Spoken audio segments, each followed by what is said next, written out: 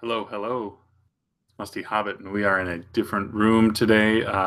This is my third bedroom. My wife is watching a movie downstairs, so we're gonna hang out here today. Um, but invites are out. How are you? How was your holiday? I had a really good time. We traveled to see both sides of our family. So I had effectively two Christmases, but we had a really good time. I have a nice little haul of video game-ish stuff, which I can't wait to show off. Let me just make sure that I'm not gonna. Oh, whoop! Yep, just caught it. Make sure my audio is not going to come through too much on the mic, since I don't normally do the Hangout from here. We'll see how this goes, but it's kind of the room's been in a state of repair. This used to be the room that I displayed my Lord of the Rings weapons, which I don't do that anymore, or I don't have them displayed anymore. And hello, James. So the walls need some finishing. We're probably going to be looking to move in the next 6 months anyways, so it was due for that anyways. Outside of here is my son's playroom, so we got a nice little map of the world. Nice. Hello. Hey. Huh? Nah, it's good. Am I too dark? I don't really You're care. dark, but it's okay. All right. Now you won't be able to see me when I roll my eyes. That's okay. I'm in a wall that has unfinished patch holes, so. Oh, I see them. They're nice patch holes, though. Yeah. They used to hold up weapons. Wow. Like AR-15s and. No, I'm from the States, but that's not what I'm about. You're from the States, but you're not from the States. They're in this closet here. Let me grab them.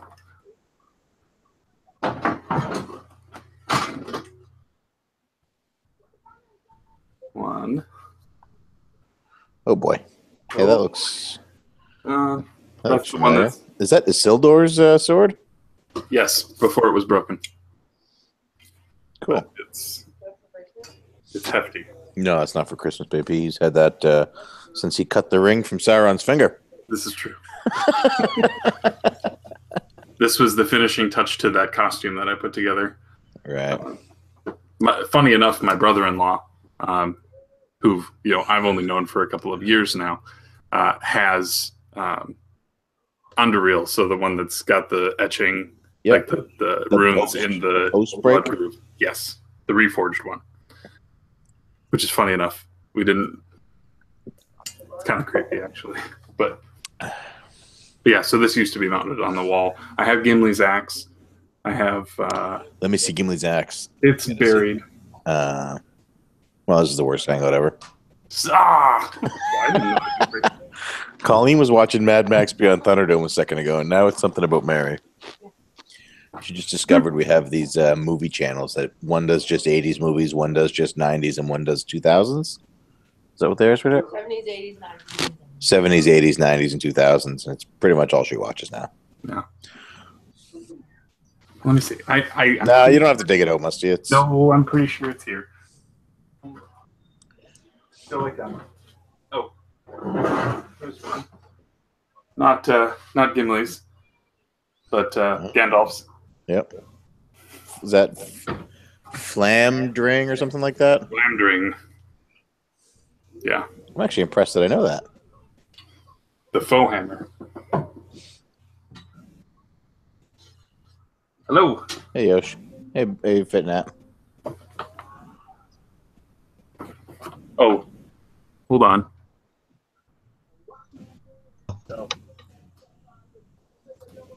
There we go.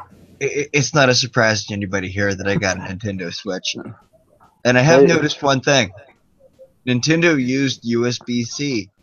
Good job, Nintendo. You used a non-proprietary port for a change. Did they fix the early issue with that? Now that I'm thinking about it, because I remember when that first came out, someone plugged it in just for the heck of it into a laptop, and it charged the laptop instead of the laptop charging the Switch. That's hilarious. I don't know. It doesn't surprise me. It's like there's a lot of stuff with USB-C. And these are also reversible plugs, so whatever you do, you can't plug it in backwards. Yeah, tell that to my cable, because it doesn't want to cooperate sometimes. For my phone. I think it's just on its last legs. I need a new cable. Yeah, those things get worn out though. But I'm glad they're kind of moving towards like one standard USB port. Ish. Because I mean, how many different types of USB do we have? Even Apple uses USB-C now. Oh, speaking of which, I actually have an Apple product on my head. You have Beats headphones? Yep. Studios or solos? The solos. Wireless ones. Yeah, Colleen has the Solo 3s then. Colleen has a pair as well. She loves them. These are the Solo 2s. Oh, okay. I mean, I don't blame my dad for buying the Solo 2s instead of the Solo 3s. I couldn't tell you Solo what the 3s are like $300, and I don't think they're that much better. Yeah, I couldn't tell you the difference between them. That doesn't surprise me. I mean, it's not what I would have bought if I was to choose the headphones, but I'm not going to complain. I love my Beats. I actually find they sound quite nice. They do sound nice. They're just very bass skewed. Yeah. Oh, yeah. Big time. Well, they're Beats by Dre. Yeah, I can't imagine what they used type to be. of They're not music anymore. they were probably intended for. Yeah. Probably like ear thumping rap music. What a choir. But hey, they still sound good. You should know by now. I'm horrible with these jokes. Oh, I know. You don't have to say these. You can just say jokes. Yep. Fitnet, if you see any more omnibuses like that, for that excellent of a sale price, please let me know. Yeah, he's just for everyone else in the chat and archive viewers, is talking about the Green Arrow Jeff Lemire run omnibus on Comixology. It's on sale for $5 US right now, which is insane. It's the best part of the New 52 run. And, I figured I'd send you that link before you told me you read the first 3 volumes, which are literally the worst of the New 52. Yeah, I wasn't. It was only the first 2 I had read. I found out. I actually reinstalled the app and started downloading. Yeah, you can skip 3. I'll read it just for the sake of it, but I think I'm gonna go through. Sorry, go ahead, Yoshi. So I got put the screen protector on this thing. Yeah. Yeah, I got like a little spot in this corner that doesn't want to stay down. Oh no. I don't care. It's like a spot in the corner and a spot down here. Sometimes those will set after a day or so. So I wouldn't. That's what it said. Yeah. I'm not as long as you don't have it. bubbles in the middle, like that would be the thing to get worried about. But the nice thing is, like every time I put a glass screen protector on, it's I've like always started on the one side and just sort of let the thing kind of move on its own. It kind of like self adheres, but yeah, if basically this came from like me going to put it on and then having it crooked, so I went to peel it off. So I don't know. Better safe than sorry. Stupid overpriced screen protector from GameStop. Yeah. No, just to finish off the Green Arrow thing. Sorry. Yeah, trust me, Sean, you do not need to read Volume 3. I went back after reading literally every single volume from Jeff Lemire run to end of New 52. Went back and read the first 3. Added nothing. I think maybe I won't read that one then. I think my problem, because I was enjoying going through the New 52. I discovered it in 2015, so it had already been running for 4 years. I think my problem was I tried to read all of them. Like I had Nightwing, I had Batgirl, I had Suicide Squad, and I didn't actually care about those ones. So then I started to get sort of burnt out. The first 2 of those are good. I don't know how Suicide Squad was. I love Batgirl, though. I haven't read the entire original Gail Simone run, but I have every volume of it. Yeah. But I mean, I sort of enjoyed Nightwing. I think I got through 2 or 3 volumes of that, and I liked where it synced up with the Court of Owls.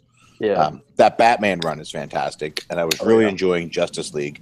Wonder Woman, I'm sort of lukewarm on. I'm only 2 volumes in, and it's really heavy on the lore, like the Greek lore.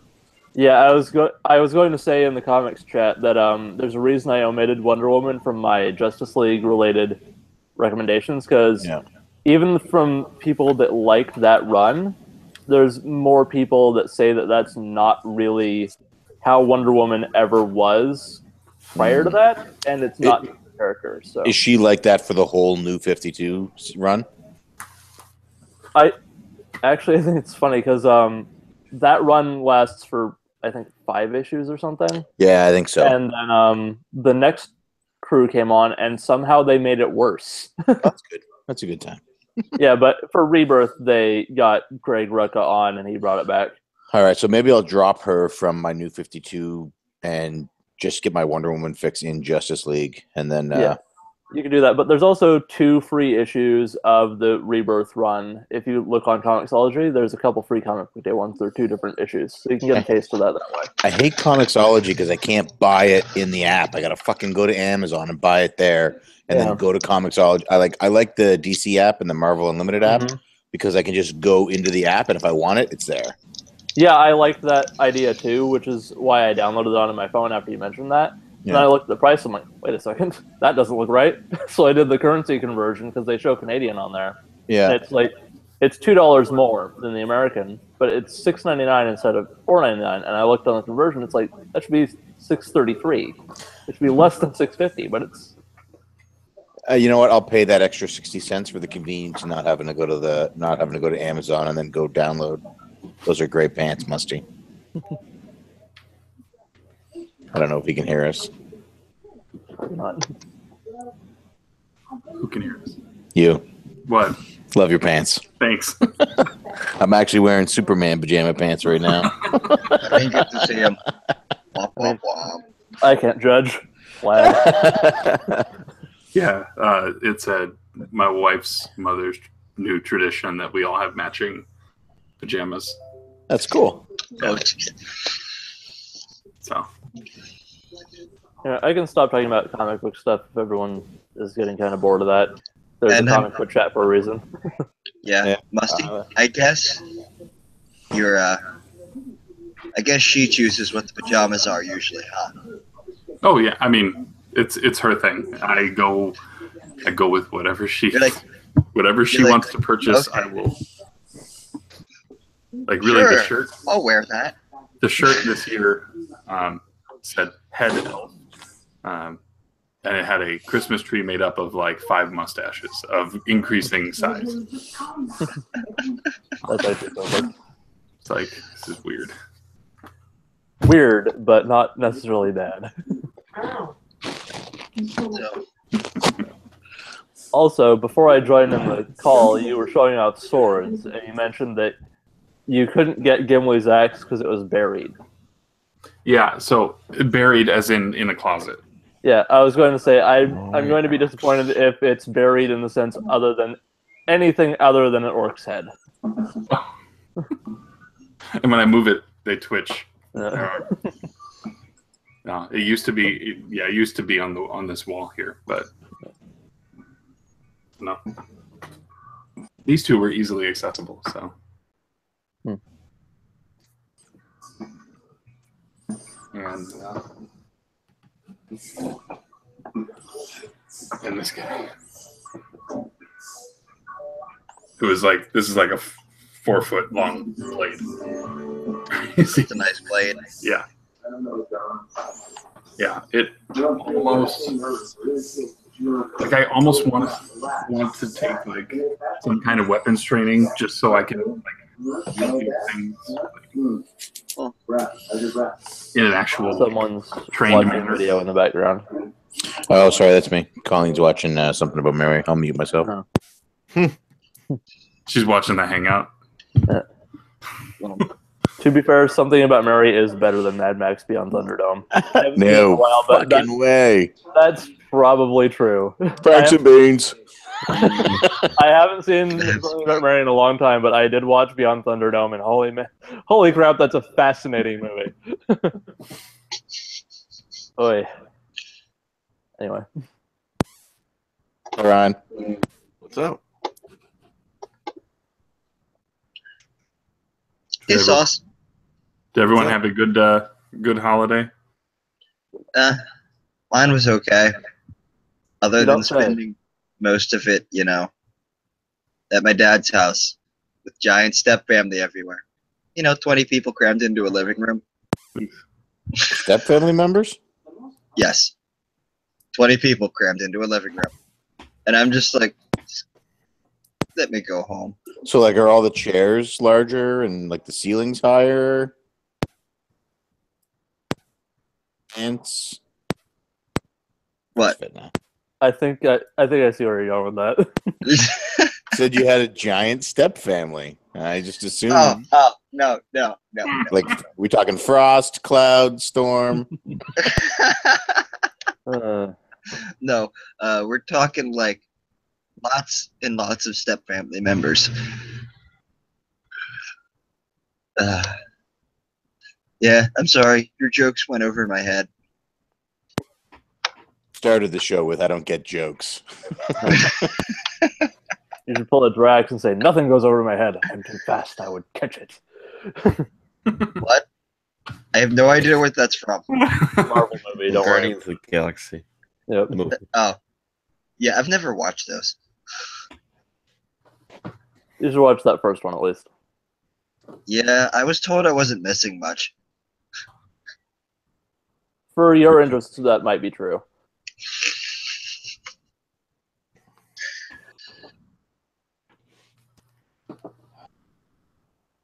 Yeah, I'm pretty much trying to figure out what Switch games to get.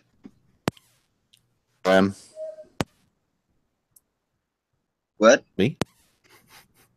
I said all of them.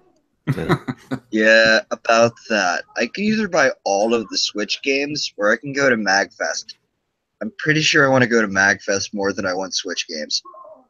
Why? You can hear music wherever you want to. Yeah. I mean, you could just go hang out at Duke's house for a week. It won't cost you anything. There, Magfest done. He'll probably even let you sleep on the floor. Probably. Oh, gee.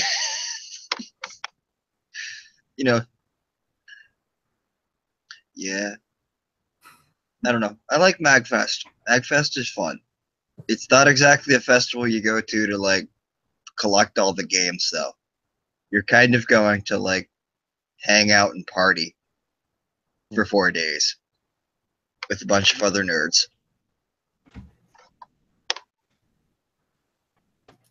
It's a 4-day nerd party.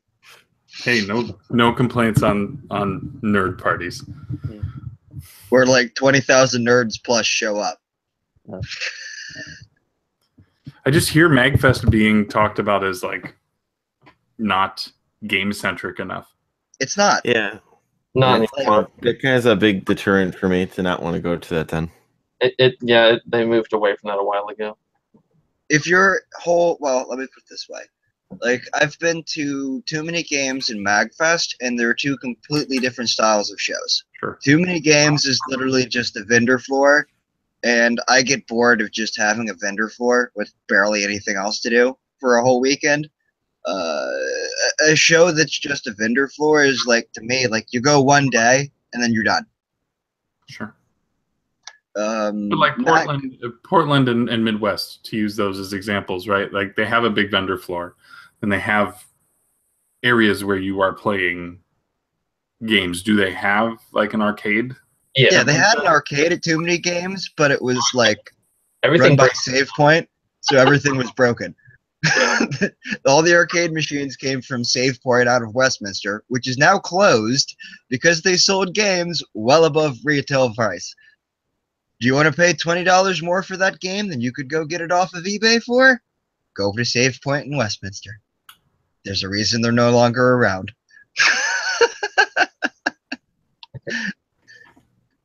I think too many games had that same problem with all the machines breaking down, and they sold stuff while the show was the cabs while the show was going, which is dumb. Yeah, because most of the cabs were owned by SavePoint, and they were trying to sell them during the show. And you notice most of those cabs were broken. Yeah, that's garbage. That arcade at Too Many Games is garbage. Dude, I went to play Space Harrier, and the thing was in like the stick was busted, completely busted. So you'd have to like fight it to even get the character to move around on the screen. So you play it for like 5 minutes, and then you're like, screw this, it's not worth my time. And then laugh as the guy behind you starts playing it and realizes the reason you stopped playing it after a minute or two. Before your game even ended, you're like, nope.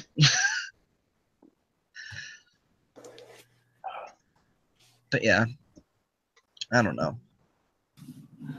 Is it possible though that it was broken at the Magfest though? You know? No. I mean, because I've seen people play on the machines and it ain't there, so they're going crazy. Especially they put kids on it and they're whacking and smacking. It's the same as any arcade machine that you put out. People are gonna come up and abuse the ever-living crap out of it. So you pretty much like most arcades back in the day. Even today, most arcades have someone that knows how to fix the friggin' machines. Maybe not the best like possible way, but they know how to keep the machines running. Usually, if they're a decent arcade. I know there's a lot of crappy arcades that don't bother, and those are the ones you go to and all the machines are broken except the brand new ones. That reminds me, I walked into the arcade at my movie theater after I saw Return. I was about to say Return of the Jedi. Jesus, The Last Jedi, and it's like all light gun shooters. Yeah, there's a lot of those. It's like literally just the same House of the Dead 2 cab that's been there for 15 years plus, and like Time Crisis. That's kind of like what mine's like, except they got a couple new games in there, but all the new games are garbage. Yeah, they've got Terminator Salvation, this giant, also light gun shooter in there. I remember like a couple of years ago they had a stand-up arcade machine of Guitar Hero, which was just funny to me. I'm sorry, that makes me laugh. Yeah, that's why I mentioned it, because it's funny. And not a normal laugh. Like why would you even bother making that laugh? Mm-hmm. I mean, I guess maybe a decade ago when Guitar Hero was like all the rage. Mm. Hell, there's Candy Crush arcade machines. Okay, Candy Crush is like super popular among all the freaking, cell phone people. Where it was, so that doesn't surprise me. I don't know. I'm so shocked that Candy Crush is popular with cell phone people. I know, because I could tap on my phone and make things happen. Yeah. It's actually not a bad game, but I know it's not really a bad game. It's just like... Yeah. It's not really much of anything either. It's like, how can I waste 5 minutes of my life and be bored while doing it? It's a standard match 3. Slightly above average match 3, actually. But you know what I'll do if I want to play a match 3? I play columns. Not a bad choice. There you go. Sega Tetris. Mm-hmm. Yep. Except the Game Gear version's kind of glitchy, which is amusing. Shock. What's up? Hey, Josh. Hey. Hi.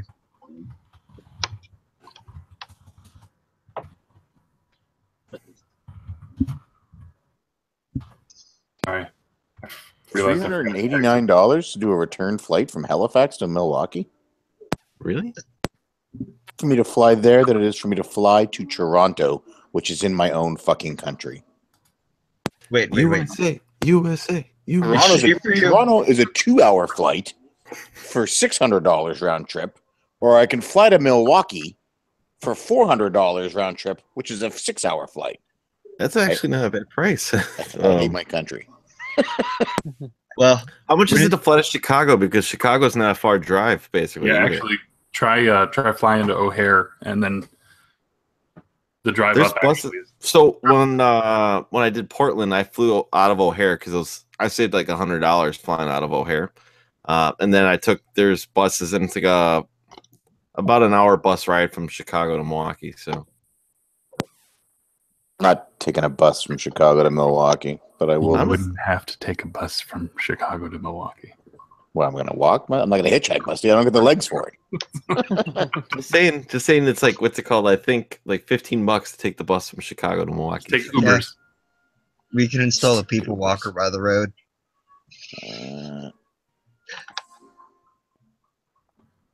Just if you're comparing prices. Yeah, I'm just having a look. That's way fucking cheaper than I thought it would be when I sort of looked this up as a half-assed pipe dream.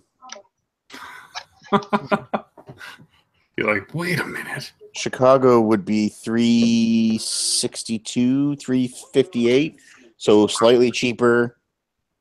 How would I get from Chicago to Milwaukee, though? There's buses from the airport that take you I'm from. not fucking taking a bus, Ryan. If I can fly right to the city, I'm going to. Well, if it's $40 more, I would just fly straight to Milwaukee.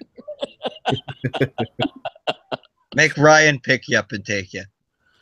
I'd pick him up. I think it. I'm volunteering. Oh, that's right. Musty could pick you up. That's right. I'd have to drive there anyways. Like, Yeah. I'd just time it so that I could be going through on my way. And then you could take him to Mars's Cheese Castle or something. So Your favorite when are you cheesesteak. going to Midwest, Musty? I would come up. I mean, I still have to have this conversation with Colleen. Yeah, I mean, we're almost in the new year. We can start talking about next year's conventions. Yeah. I would probably Because I looked up the Friday to the Monday. Yeah, I would probably come up if your flight would get you there Friday morning. Yeah, it That'd be would. perfect. That'd be perfect. I am 4 hours from that airport. Jesus, I could book this right fucking now. I can't. I have to get my leave and everything approved through work. She's giving us the glare. Who is? No, she's watching the movie. Where are you guys staying when you go to Midwest Gaming Classic? I live in Milwaukee. How the fuck? How is it $200 cheaper? Oh my god, I hate my country. Oh, I hope I get sick tomorrow. Make up for this. Yeah. Just So my how free much doctor. longer does it take to drive from where you are to Toronto than fly? To drive from where I am to Toronto would be. I'll look up an actual flight so I can give you exact times. But the drive from here to Toronto, we did Barrie, and that was about 20 hours, 21 hours. Okay. I Very take it nice. that's because you have to like go up and around or something. Exactly. Yeah. So we are out. We're on a peninsula, so we're out So on the you edge. gotta- We got to come up and in, and So you got to drive like 2 or 3 hours north before you can start going south. exactly. Yeah. Go figure, because they don't want to put a bridge over the other part of it. Well, there's no Or a point. ferry boat. Our population is like 250,000 people. New York City has more people than we do. New York City has more people than most The people do. flight to Toronto is 2 hours and 18 minutes, New York City. and it's $432. Somebody please tell me what fucking planet we live in. This. Planet Canada. Oh my god, it's ridiculous. But it's still Air Canada. All of these flights are Air Canada. So Air Canada charges Canadians more to fly to Canadian cities than it does to fly to America. I guess they figured you had to pay for a passport to fly to America, so they already got you there. Hold on. By getting their planes in an American airport, then that incentivizes Americans to then take flights back to Canada, encouraging tourism. But That sounds like something someone in a marketing or business position would come up with. Air Canada has ruined flying. This is not my flying. 30 years ago, when I first heard about flying, this is exactly the way it was supposed to be, and not like this. They've ruined it. They're the worst flyers ever. That's how we deal with things we don't like now, right? No, you have to go on Twitter and make like 20 I'm the angry hugest tweets fan. about I'm the how much hugest it fan of sucks. Air Canada. I am. This is just no. Yep, go to Twitter and make 20 tweets about how much it sucks and how the world's going to end because Air Canada charges more to fly to Canada cities than I have a America. quote here from an Air Canada representative where they say that they hate Air Canada prices. Ignore the rest to the context here. I don't want you to read anything else that this person said in that like don't read his next 3 words. Just read this very small part. Yes. Don't And you you're gonna edit put that this very- into me saying that I killed Earl Worrell. Too late. Yeah, and there'll be like someone in the this deep part of that conversation that's like really purist about like the Wright brothers or something. Yeah. Mm. Okay, so that's an off. We'll talk about that after. Topic discussion. Yeah. So you live in so you guys just stay at Ryan's house for the No, Midwest? I have all my parents Family. and my sister both live in a suburb that's right by where Ryan is actually. Like 10 minutes away. Ryan, you got a floor I could Possibly. Hmm. We'll find out sooner or later. Yeah, all right. Yeah, this is we'll talk about this next year. Cheaper than hotels. Speaking of Midwest people, Hey, Kyle. Hey, I mean, next year split that 4 away. That's the joke. I didn't. I mean, I'm looking at like this many more days or something. You flashing Illuminati symbols. No. Those are gang signs. Yoshi's a blood. Blood in, blood out. He's a moose. Penn State, son. Did Kyle just do the actual blood sign? Kyle, what was that? Joey Gladstone. I don't even know what that is. So You better mess around, man, because Josh is clearly a Crip there with that blue toque on. We know he's Mhm. out in Cali. oh, totally. No, he's a huge stone. that's okay. Differential equation? You like solve? All right, you're not a gangster. We know now. We get it. A very festive trip. It's okay. Anytime you want to scare them off, just bring up differential equations. They will turn and run away. No, it's multivariable calculus. That'll get him. I do that next fall. Terrifying. It's terrifying. What? Well, I spent last semester learning how to differentiate anything. I spend next semester learning how to integrate anything you can integrate. And then I spend the next semester learning how to do differential equations and like multivariable calculus in 3 dimensions. Yay! Just in time for math. Sorry, no more math. Oh. No, I promise I won't bring up any equations. no, Well, throw me out if I bring up equations. no. Yeah, I think Yoshi, weren't you saying you're watching, like MIT lectures over? Yes. Help me. I'm addicted to college. There are worse things to be addicted to. Yeah. That's right up there, though. Yeah. Mm-hmm. What, college? That's how they get you to get a The master's worst. degree. And that's how they get you to get a PhD. And then they turn you into a professor and you're stuck there the rest of your life. That's what happens when you become addicted to college. It's a true gateway drug. Yeah. Teaching classes. You download Hellblade yet? It's downloading in process. It's gonna take a while. So 22 gigs. I need more suggestions for Switch games. What do you have? Bomberman. I'm not paying $40 for that. I'd pay Wow. $20 for that. Super Bomberman R is not worth $40 to me. Blaster Master Zero is like $10 right now. Yeah, I saw that. Yeah. Axiom Verge. Axiom Verge is on sale. Golf Story is it's a like pretty cool $50. RPG. Let's go to eShop and see what I already have on my wish list. Romancing Saga 2. I know you like They could put old that on there. 16-bit RPGs. Cave Um, Story, I think that's another one. Okay, I so almost bought a physical copy of that today. Yoshi, have you played Rayman Legends? No, I haven't. You should try it. There's a demo on there. Good I think I platformer. tried a demo before. Yeah, the Wii U version is apparently a little more stable or fast for loading. I don't remember. That's funny. So, what I have on my wish list so far is Axiom Verge, Blaster Master Zero, Wonder Boy: The Dragon's Trap. Get that. Buy that right now. Take it off your wish list. Just go buy it right now.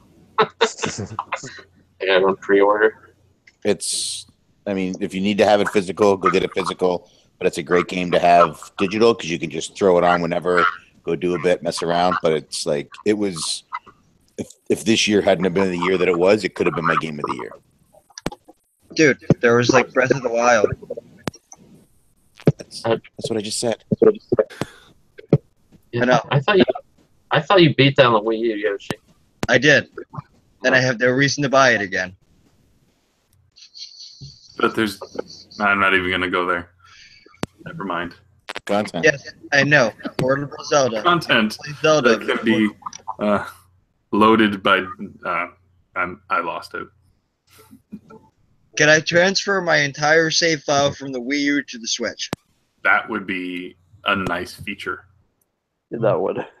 If yes, I would buy the Switch version and be done In fact, with it. I'm surprised that that's not a thing already.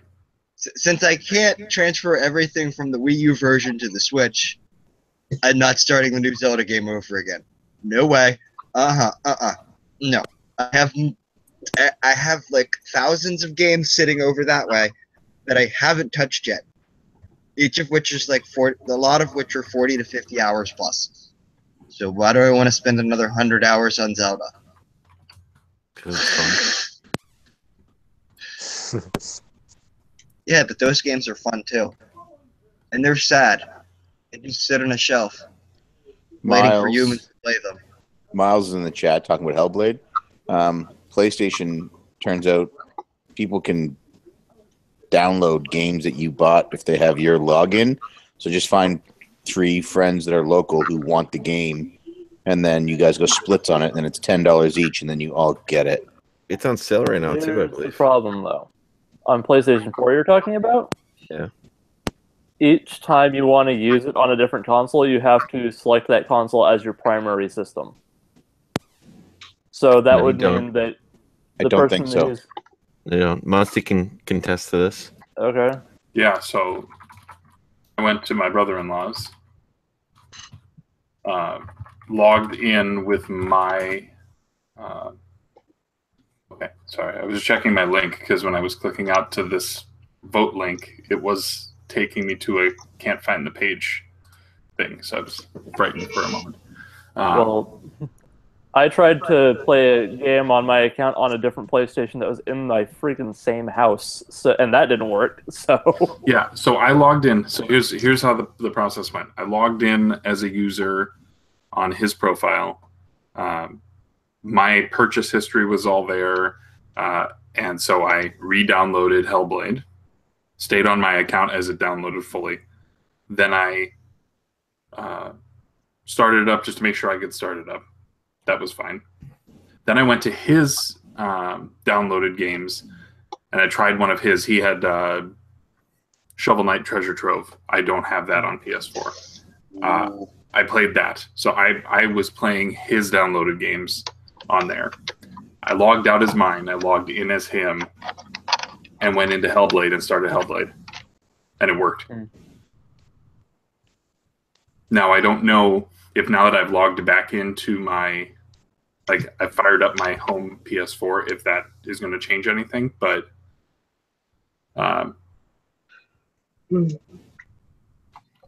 we shall see. He is toying with the idea of giving me his password so that I can get to the stuff that he's got. If this whole thing works. Well, if it works, I'll never buy a game alone again. It'll be groups of people, because I think Ryan said you can get 3 downloads of the game. 3 different consoles. Yeah, 3 different consoles. So that's Some yourself game and 2 other people every time. Yeah, so a $30 game becomes a $10 game, and a $20 game is like less than $7, which is great. It's a $2 game. 66 cents. Speaking of that, Dear Esther is for gold. Xbox Live Gold is $2 right now. Musty, do you need the link again? No, Okay. I put it in there. So if you put it in with HTTP, it doesn't like that. So let me wipe that. So I have I've the been link. I just Sure. I was gonna say because I have it right here if you need it again. no. sorry to go off topic again, but I've been looking through the eShop, and a lot of these games seem like they came from cell phones. Cat Quest definitely did. Because I'm looking at Revenant Saga, and it kind of looks like a cell phone RPG game. And then I look it up, and it's a cell phone RPG game. That's not necessarily I bad. will say that Yeah. Revenant Saga is not one of the games that I'm hearing people talk about. Yeah. That's what I thought. Oceanhorn is another one that was originally on cell phones. Isn't that supposed to be like the Zelda clone? Yeah. But that was originally on mobile. What game? Oceanhorn. I tried the demo for that. What about Dear God? What the heck is Dear God? Dear God, What did you click the obscure games that no one's downloaded section? What part of the eShop are you in? No, Dear God, Dear God That sounds like the eShop. side-scrolling platformer Metroid-y type. I Yeah. think. I have that on Xbox, so I it's do not too. just a mobile game. Or Just on the left-hand side there, Yoshi, it says best sellers. Click that. yeah, he somehow That's good found the advice. weed tab. Yeah, He's in the Neo Geo only section. yeah. There's About that. recently added best sellers, top rated, games no one's heard of, Yoshi Knuckles. Those are the lists on the side. He's in the Yoshi Knuckles section right now. Great.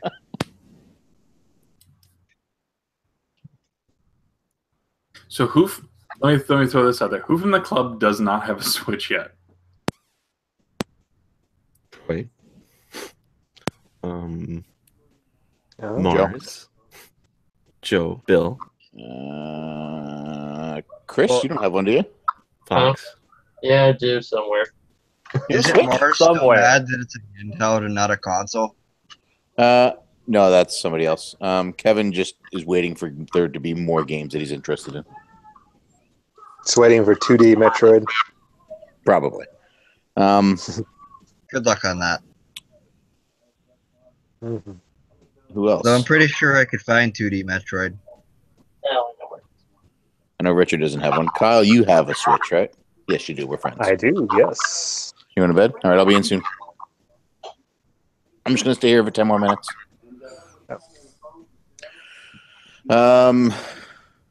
Dean. Does Dean have one yet? Yes. Yes, he does. Yeah. Yeah, Jordan does. Did you say Trav already? Yeah, no, I didn't. Trav doesn't have one. I'm looking at like games on sale Steven now. Eider? Steven doesn't have one. No, Steven, He's close. He's- I don't think he does. he's got to be days away. He's days away. There's Steven will probably get one when his library starts getting games in. For we yeah. We don't get through this holiday season without Steven buying one. Oh. If they made us, if we tell him that the Switch is technically a transformer because it transforms between mobile and home console, he'll fucking buy one tomorrow. Tell them it comes with a free toy. His latest transformer jerks off. Oh boy. That doesn't surprise me. Missed that tweet. Yeah, it was, I think Brazel just got one. yep, he did. Yep. Yeah, I don't know. Steven's just Cute waiting dogs. for that Monster Hunter. We're close to buying our second and possibly third. Hmm. My daughter needs one. She's only here every second weekend, so she needs one that she can take to her mother's house so that she can have it back and forth. And I say needs completely in the first world sense of the term, needs to own a Switch. You know, not like yeah, you know what I mean. It's not shelter and food. It's a Switch, but she needs one. I found bad buying choices on And the Switch. I heard some people enjoyed that. That joke seemed a little forced there, Yoshi. Fitness Yeah, is I'm not good. buying that. And I I need to get a second one for Colleen because I'll be taking mine with me when I deploy. Nintendo knew what they were doing when they were making a Switch. I'm not kidding, man. There was one point this week, like actually it was today, that I was sitting here and Emily was playing Odyssey. Colleen was guiding her because she couldn't be playing herself. And I was sitting there wishing I had something that I could play in handheld mode while they played on the TV. And I was like, we need 3 of these systems. I mean, according to Yoshi's searches, you could just play half of those games on your phone, so technically you could have. Yeah. True. I could have played my 3DS, I guess, but It even has Mario on it. Let's be honest. Some of these indie games are good. A lot of them are just ports from cell phones that, like, really, guys, you can't put any more effort than porting your crappy game that you came out with for cell phone like 2 or 3 years ago. that is true. But those same games are on all of they're on Xbox, they're on PlayStation, they're on Steam. It's not like they're unique to Switch. Yeah, like I got Yep. the Dear God on Games with Gold on Xbox, so that's not unique. It launched as a game with gold. Is that game any good? Dear I have God, no no. idea. I haven't I played played it. it for 5 minutes. You know what I'm half tempted to buy? Shanti. Shantae, They're good. and It's good you time. should Really do that. good. Or get Mummy Demastered. Ooh, Wow, can don't somebody Someone other Don't than me be made half the tempted suggestion to buy it. Mustard. can somebody please Beef. buy that so I can hear if it's any good? What? Be fully tempted to buy Shantae. The Mummy Demastered. I have it. I've been recommending it for weeks. Yeah, but somebody I trust. Can we get somebody I trust? I bought it when it Somebody. came out. Somebody whose opinion matters. Because I already got Sonic Mania. That was the first game I bought for the thing. Good times. Because, like, actually good Sonic game. Yeah. What is it? I hit Chemical Plant Zone. Oh, I love that soundtrack. It sounded really good through these headphones. You guys want to do pickups? We can. Before Sure. Sean leaves? Sure. Yeah, I don't know where mine is. Let's see. You Here's can just my say it major and not pickup. show it like I do. Here's my major pickup. What you don't see is the pile of consoles I have to fix in exchange for this thing. It's not a pickup, Yoshi. It's kind of a pickup. This More is of a mine. put down. Huh? Well, the Switch is a pickup, but not the consoles that you have to fix. Yeah, that's okay. They're cool consoles. Yeah. So yeah, I got headphones. I went out and bought a Breath of the Wild Switch case because, like, it was this, which actually looked okay and wasn't like super gaudy looking, or you could choose like one that's got Link's face on it, or you could choose one that's got like a whole bunch of Mario stuff on it. And I'm just like, I want one that's not super, you know. So you bought a case that has a game that you will never play on the Switch. Yes, but I like the game. It's gonna screw with people. Because it's like GameStop didn't have any plain cases. I almost got the Splatoon 2 one, but then again, I went It sounds like I the didn't. poor choice you made was going to GameStop to try and find Switch accessories. Dude, I went to GameStop, okay, and then I went to Walmart, okay, and then I went to like a couple other stores in the area. Every single one had the same crappy selection. There's this wonderful store called the Internet. I'm aware of this. I'm aware of the internet. I didn't feel like waiting for stuff. Plus, I figured like a carrying case is probably like one of the main things I should get with it. Considering I have no pickups because I'm currently waiting for stuff, I don't think I can judge that point. Well, dude, how do I put it? Because like I'm probably going to be playing this thing in handheld mode most of the time. College student. This will be great. I'll be able to like pull this thing out before classes and just play video games. while I sit there and wait between tosses instead of like, Hmm. I don't know. I don't. Won't get as Oh. many weird looks as those Game Gears you pulled out before. Yeah. Yeah. You got a good point there. Here, I'm going to commandeer things for a few minutes here because I want Dean to see one of the things I got, and I don't want him to, and then because he was going to take Gotcha. off. So, You get dick pics for Christmas? no. Yup. Does he really want that?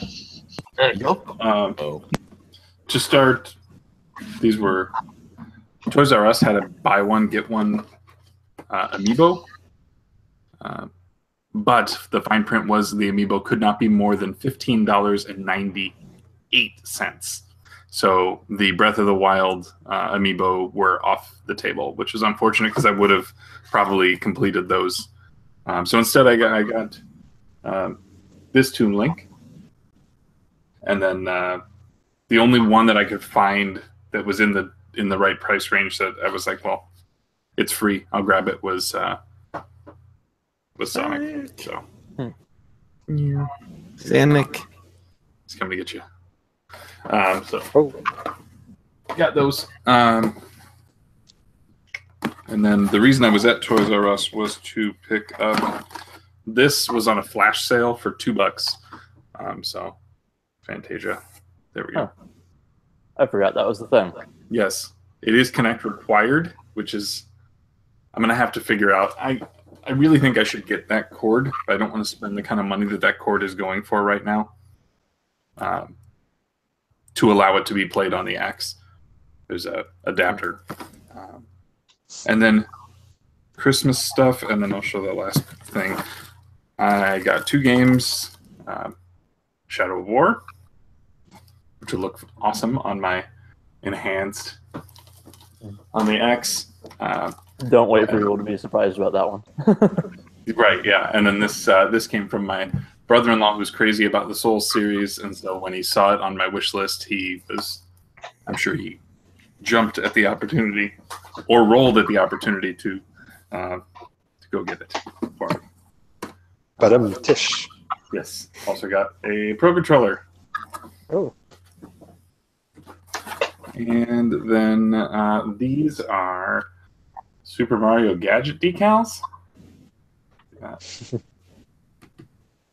I don't know if they will go on gadgets or maybe shelving area that's blank. To kind of spruce that up. And then these are Bro, put them on that. posters. I like those. Yeah. So so you can kind of make a Mario scene on your table. The other big thing I got is a bit of an upgrade for the channel. I got some real lighting officially. So these big old umbrella deals. There's 2 of them. They come with a stand that can set them up pretty high and a diffuser to sit in front of it all. The light bulbs are like this. That's cool. Huge, but I gotta get those all figured out probably this week. And then the last, Just don't stare into the bulbs. Zelda Art and Artifacts. That's Read 2 of Zelda the 3. book. Third book comes out in April. But the thing that I wanted Dean to stick around for is this. This came from Square, and it is a Squall action figure. That's actually pretty cool. Yeah. Even though like Final Fantasy VIII is one of my least favorite in the series, that's still pretty cool. Yeah. So this is the Dissidia Squall, so the styling's a little bit different. Is that from the City game that's coming out? Yes. Next? Yeah. Oh, nice. Nice. Yeah. So they had a sale going. Square kept emailing me to let me know that this was on sale, down from $150. And so I got it. And Dean was telling me Dean was saying that this version Um, there's different. Some of these don't have the open. Some of them just don't have the flap. I think is what he was saying. I'm sure that he'll chime in the chat. But yeah, it's got.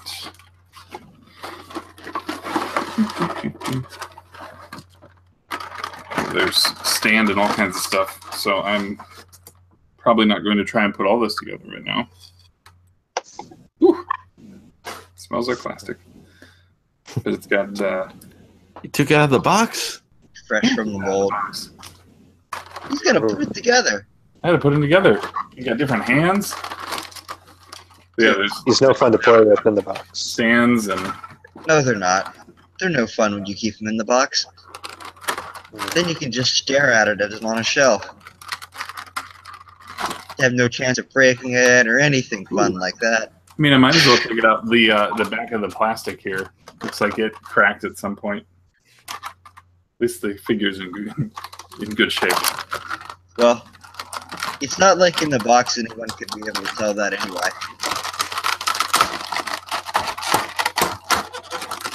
Yeah, statues are meant to be seen. Yeah. Non-transformer. There we go. Well, that. Yeah, so. That's actually really, really good detail. Yeah. I mean, it said it's got like 20 points of articulation. It's got different hands based on whether you're pulling the whether you're pulling the trigger or not on the gun blade, which actually has a griever pendant chain on there. This isn't going to focus. That's some detail, man. Yeah. And as far as Final Fantasy VIII being one of my least favorite Final Fantasy games, that's probably more so because of some of the mechanics in the games. Ooh, even this turns.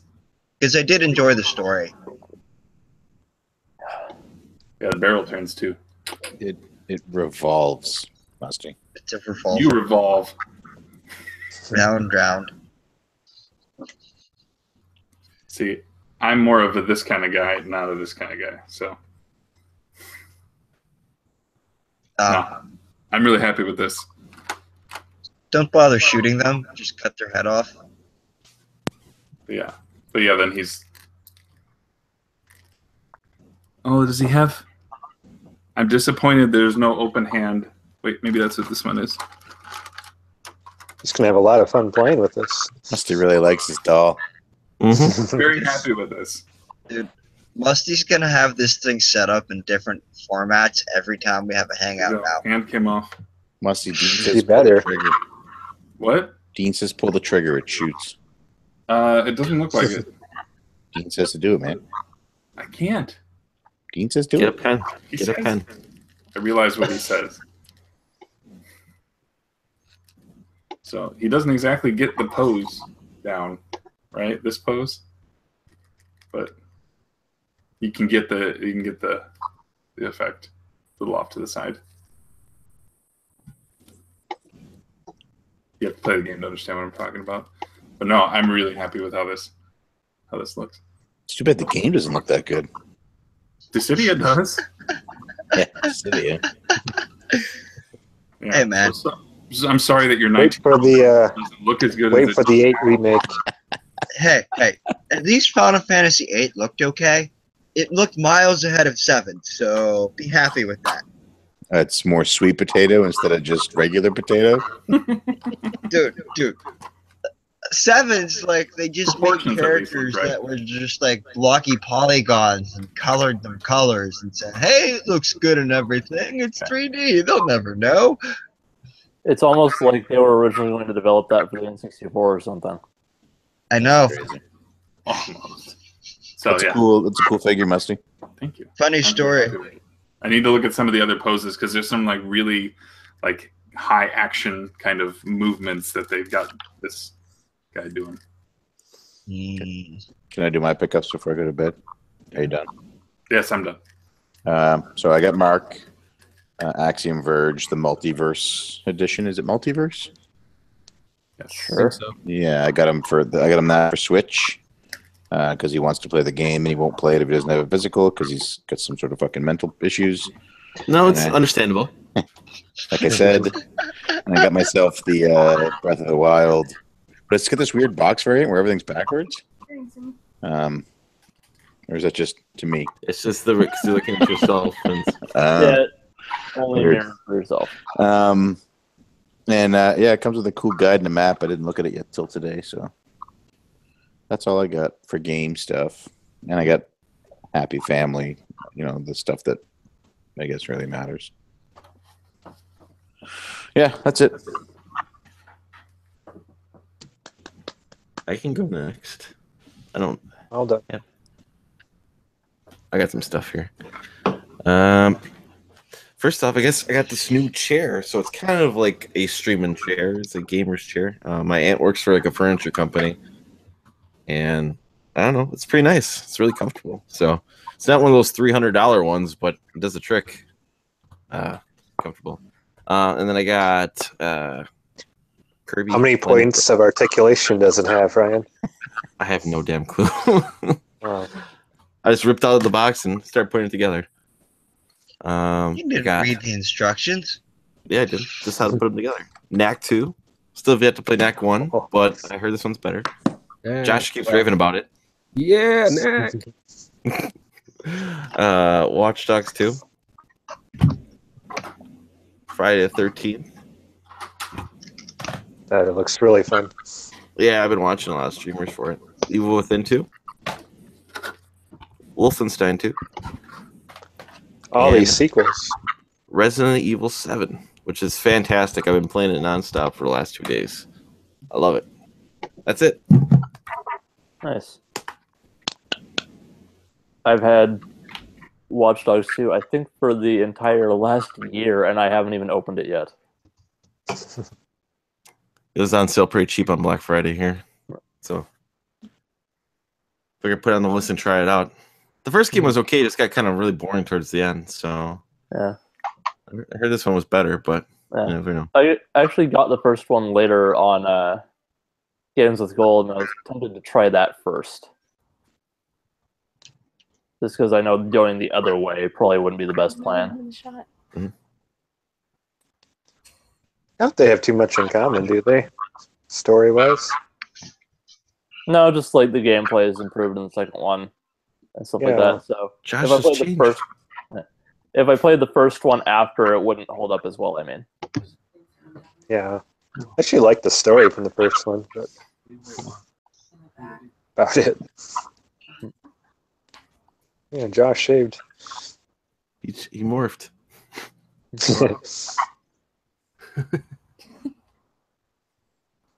Hello. Say hello. hey, Speak. We are speaking. Oh, there you go. Where's your pickups? Do my pickups next? Then? Yeah, go ahead. All right, cool. You want to do it? Sure, I'm the one that found it. Here. Okay, so we went to a Goodwill the other day, and we actually found the guitar and the game priced separately. Nice. Let's see, $4.99, $3.99, and they were 30% off, so it was like $7 for both. Nice. Not bad. How many points of articulation does that guitar have? 14. See? 28. Oh, That's 2 more than Musty. That's better. You can show me. Okay, It's yeah, more I got than I her have. an Found Xbox controller. Volcano. Yeah. At the Microsoft store, they were selling these for $32 Oh, Wow. over here at the mall near us. And it's like it's the red to the black scale. yeah. Definitely grab that. That's cheap. They're I was usually playing like with it 56 earlier. bucks. Yeah, it's really nice. You can't afford not to buy it at that price. It's Pretty Yeah. much. Especially And if you he have an can't use it Xbox. at all. And then I got her He's pulling it out of the box yeah, carefully. the Overwatch cookie jar. Oh, that's awesome. nice. It's really cool. It's the loot box that always makes you happy. That's awesome. We just haven't figured out where exactly we want to put it yet. Next to your bed. I was going to say in the middle of a street. It's just It's a good Overwatch joke for those who play Overwatch. little 8-bit original Harley Quinn. Yeah. This thing is really bright though. Yeah. And she made me this. If you guys know the IT crowd, you'll probably get that reference. She painted that. I love it. Yeah. That's Moss. Yep. That's good stuff. And also Oh, yeah. also made him the internet. Yeah. Internet in the box. I can't turn it on. My fingers are too big. Yeah, mine aren't. There you go. It works. There's the internet. So yeah, that's about it. But yeah, I got a bunch of random shirts too, including this one. So That's a fantastic show. yeah, that's about it. And the hat. Oh yeah, it's from Gravity Falls. The hat, the gangster hat, like Sean was saying earlier. The Bloods or the Crips? No, Crips. Bloods are red. Crips Yeah. are blue. Let's see the Crip walk. Let's do All it. right, I gotta go to bed, guys, because it's 10 after 12. See you, Sean. Merry Christmas, everyone. Bye. Christmas. Happy Boxing Day. Oh, thanks. Yeah.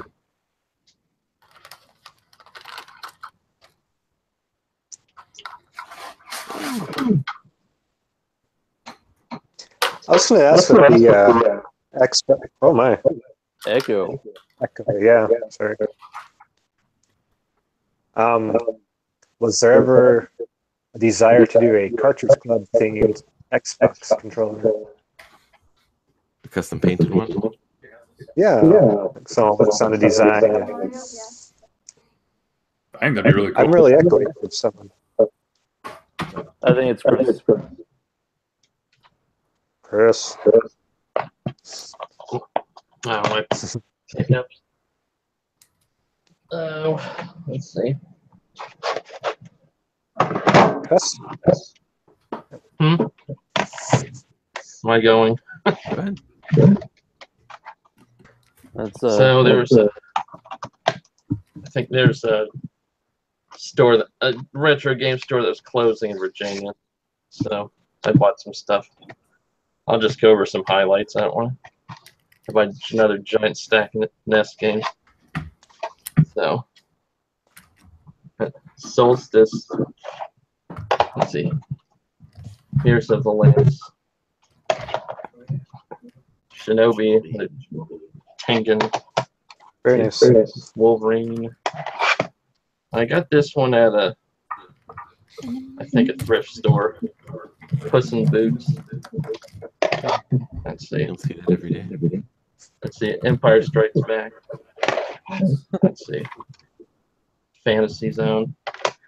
I've got Ninja Gaiden 3, but I think it's somewhere. It's not nearby. And then I just got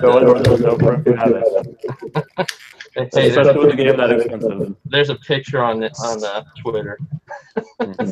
So I have. You're pulling a Kyle. So Metroid Prime Pinball. I think that's next month's game. Which again is next month's game. Yeah, That's it. I remember Dark Cloud. Dark Cloud's okay. Yeah, that's what. Looks a lot like Link. That's next month's game, isn't it? Yeah. I remember it being repetitive. Chris, do you have headphones you can put on or something? That was something. No, I'm getting echo or something. Oh yeah. I can turn it down. Yeah, it's probably just coming from your speakers.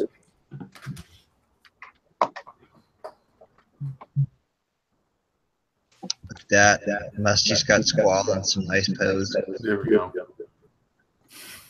That's a good pose right there. Yeah, right there. Mm. Boom. I don't know that I'm liking the deep V is a little tough for me. Pretty deep V.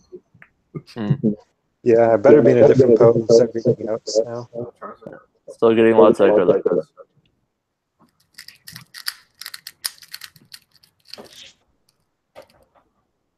Ooh, I can even get him to lean against the wall and do that whole like foot against the wall thing. Okay. Playing with my toys. It's Christmas time. You can do that. Grown men are supposed to play with their toys. Yes.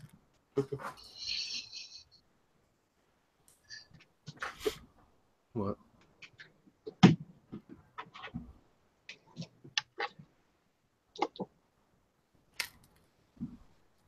Who's next? We're all just watching you play with. Don't. We do got like 2 random things that we forgot about. Okay. Besides murdering your mic. Charizard Amiibo.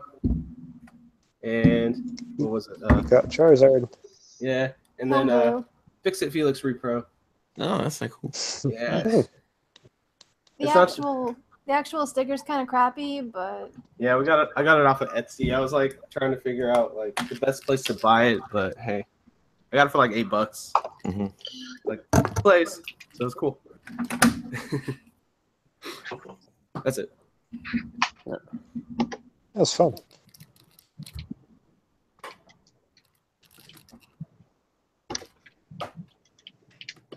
Still trying to find that stupid post game block in the second world on Mario Odyssey. I've been running around this map almost the entire time, and I still haven't found the stupid thing. Which world? Whatever the second one is, the one with the dinosaur on it. Isn't it on the top next to the boss? Fossil Falls, probably. I think it's like you go to the top where the boss is, and you can jump off the side, and it's right there. Yeah, I've just been running around randomly. So. Hitting other moons at the same time, so not completely pointless, but True. one of the highest point in the game. Now I can see it.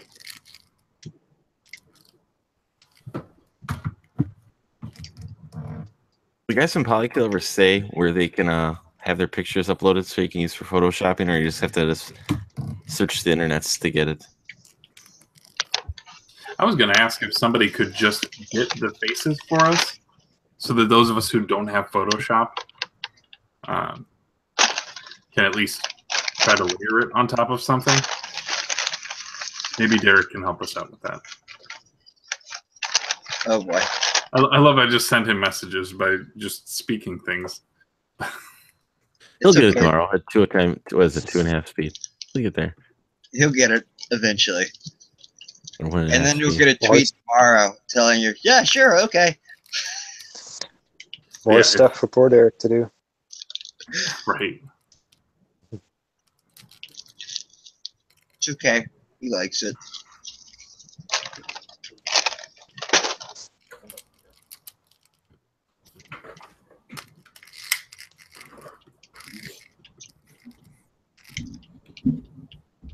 Well, I have no pickups worth mentioning, so. I was like, Kyle, don't you have a pickup? You gotta have a pickup. Well, I'll have pickups next week because hopefully everything I ordered will actually be here. did you get screwed by the Canadian Postal Service like I got screwed by the U.S. Postal Service? I got screwed by the Boxing Week sales. Didn't ship in time for Tuesday. That sounds about right. Yeah. As in, like, they probably shipped them like they normally would have, and then the Postal Yeah. Service was slowed down like crap. Yep. Because I know, like, Half of the things are arriving tomorrow, of all things. dude, you're gonna get a box of like 2 shipments, and you're gonna get 1 box tomorrow and 1 box the next day, and you're gonna sit there and go, "What the heck?" I actually had that happen with something Troy sent me. Sent stuff in 3 separate bubble mailers, and 2 arrived one day. The next one arrived the next day. That's what happened with this. I was supposed to have this on Saturday. Okay. Mhm. Instead of like actually delivering it, the Postal Service just kind of like left the like note in my mailbox. Yeah, and drove right past you.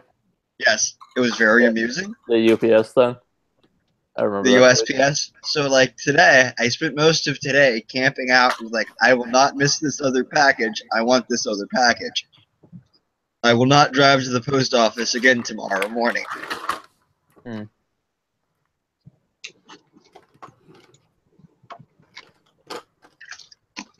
Because if there's any way to waste time, it's driving to the post office. But anyway, outside of the Switch, I got like 2 other things. I got like Samus Returns, Yes. Nice. and that's about all I have to show. I also picked up Resonance of Fate on the Xbox 360 because it was $5, That's one I still need to try. and it was an RPG by Tri-Ace, and Tri-Ace has made some good games. So Which ones did they do again? I think they did some of the Star Ocean games. I can't remember all the games they've done. Ask Google. Google can tell us. I finally found the stupid cube. Or, excuse me, as I ask Google.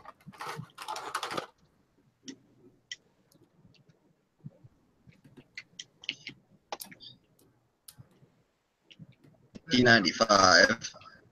Let's see. They made Star Ocean, Valkyrie Profile, Radiata Stories, Infinite Undiscovery. There's one I like. And that's pretty much their, like, you know, major MO right there. They also made, like, Final Fantasy 13-2 and Lightning Returns, or at least worked on it. Yeah. So, Infinite Undiscovery is a good game that people overlook. I don't know if I have that or not. I've been meaning to buy it since I saw it for a long time ago. It's super uncommon for some reason. It's not expensive. It's just really hard to come by locally. You know what game they've made that I've been looking for a long time? What? Valkyrie Profile. That's like friggin' $150 now. Yeah, Infinite Undiscovery is probably like a $10, $15 game, but it just, you never find it like in a local store. Yeah. And I try not to, like, well, you go to GameStop and all they have is junk, mostly. Actually, Unless you want to buy for, well, at least my local GameStop, unless you want to buy for Xbox One or PS4, all they have is crap. Pretty much. They have a couple Wii Switch games and a couple Wii U games, but the library is very, very poor. Yeah, Usually. actually, now that I think about it, when I went to go see The Last Jedi on the opening Friday, I had to kill some time at EB Games across the street, and they had a copy of that. Yeah. Infinite Undiscovery. You get lucky every once in a blue moon when you walk in and find stuff. Yeah. Oh, I already found it years ago and bought it, but... Well, most of the time for me, I walk into these stores, and I'm like, I find a game I want, I pull it out, and I'm like, no. Because I see the price tag, and my brain just goes, no, you can't spend that on a video game right now. Or the condition of the game. That too. All the times I'd find games I'd want, they're always in those loose GameStop cases. You guys know what I mean. Yeah. Well, it's because they take them in that way. Which is annoying as hell. Hey, I'm gonna grab You know why so many DS games are loose? Because people are awful. Do it. Because they throw away the cases themselves. Yes. That's why most of the DS and 3DS games now have no cases. Yeah. Freaking GameStop. Which is also the reason when I found 3 random bags, like Ziploc bags, full of 10 brand new empty DS cases apiece. They look like they came from like the manufacturer. For 75 cents each, I bought all 3 bags. So I've got 30 just plain. Good job. Yes. I think there are a lot of there's this bunch of GameStop dumpster dive videos because of that now. That's half what they find are just cases. I mean, Jason was telling us that, you know, that's he gets in good with those guys, and they end up giving him all of those before pitching. And Musty, you just made all the amiibo collectors. I know I didn't even say anything about this. Yeah, the part that disappointed me about that is you didn't let me present you, or you didn't present yourself. I just wanted him to hear the sound of the cardboard ripping. This one is still That to them is the sound of sadness. right. It's just Oh no! My toys must forever stay in their plastic and never be used. Sorry, it's okay. If you put money on it, you can choose if you leave it in the plastic or not.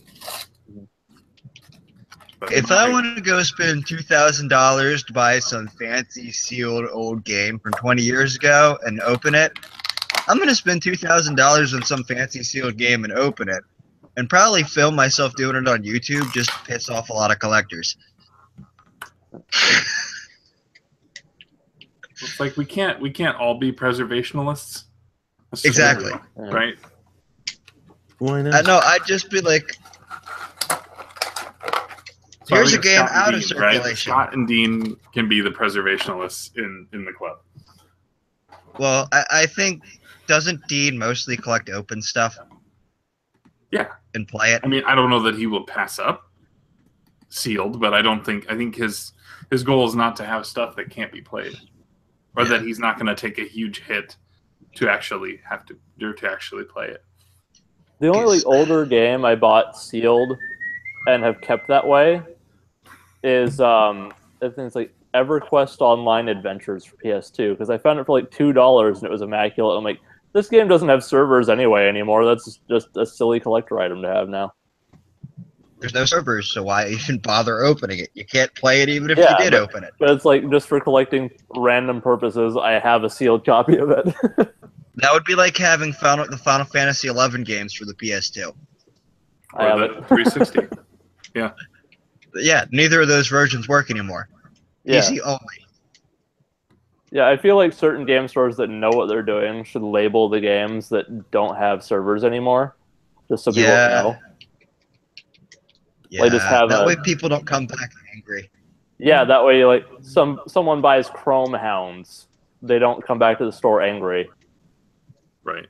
Or Rare occurrence, but what? Or any original Xbox game, right? Yeah. Because they're like, I wanted to play this online. Yeah, about that. They shut that down like 10 years ago. But I get what you're saying, like ones that you have to be online. Yeah. Yeah, just that have no single player component. Yeah, I wonder how much like games like Destiny and Titanfall are gonna be worth in 10 years. Well, Destiny 1 is already like a $4 game. Exactly. On previous generation. Yeah. Yeah. Should be on current gen, because if you just get the plain disc, it's barely anything. Yep. And then you gotta go buy and download a bunch of stuff, apparently. Yeah. Not that I play Destiny, but whatever, people like it. I do. The only thing I regret about it is that I bought it physically, because then I just had... The only reason for that is like, okay, now I'm just annoyed that I have to get off my butt to change the disc, even though I own like 3/4 of this game digitally. Yeah. Because, oh, let me guess, those disc copies, you have to put the disc in the console after you install it. Yeah. And the kicker with the original Destiny is, once the collection came out, they took the regular edition off the store, so you can't even buy the base game. So I have to keep the disc. That's great. Or you buy the entire game and then start over, I take it. Not start over, but I have to spend money on things I already have.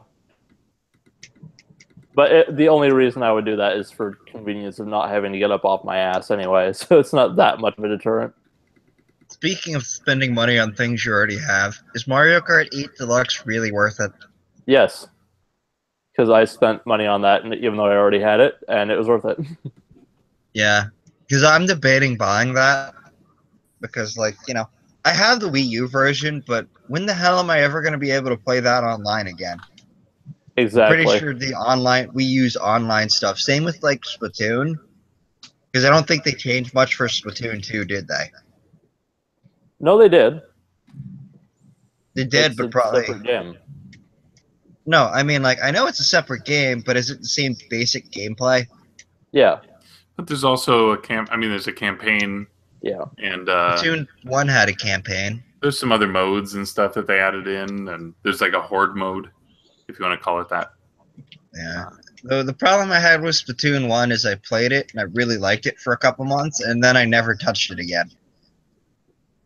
Unless we'd like I have was like a... way in on it for a couple of Splatfests, and then I found that I missed like 2 of them in a row. Like I just didn't even bother Yeah. logging in for it. And so at that point I was like, well, I can get more money out of this game now by trading it than sitting on it. See, and so I because did. what's the original Splatoon worth now? Nothing? Basically? Nothing in Nintendo dollars, but everything in every other video game money.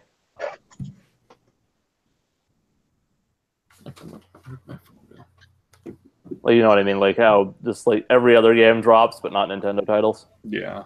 Hold on. Yeah, you could still pay $50 for the Wii U version from Nintendo.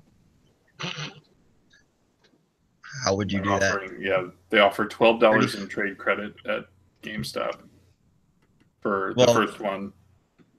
Amazon's like, trade this in for up to $18.57, but I don't really trade in my old games, so yeah, I'm still not a big fan of like the way they implemented voice chat on the Switch. That just seems stupid. I don't think anyone is. Which is why whenever we play online, which doesn't happen that much recently, we just use Discord. Yeah, I think that's what everybody's doing. Yeah, pretty much. Now, if only I can find a way to make the headphone and this like headset actually work with my computer, so I don't have to run a cord. Though I think I'd have to buy like a little Bluetooth dongle. It's cheap enough.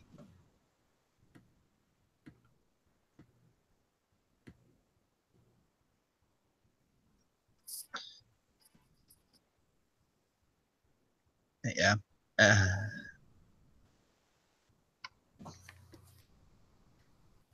Doing some of these post-game Mario rooms while trying to have a conversation is not a good plan.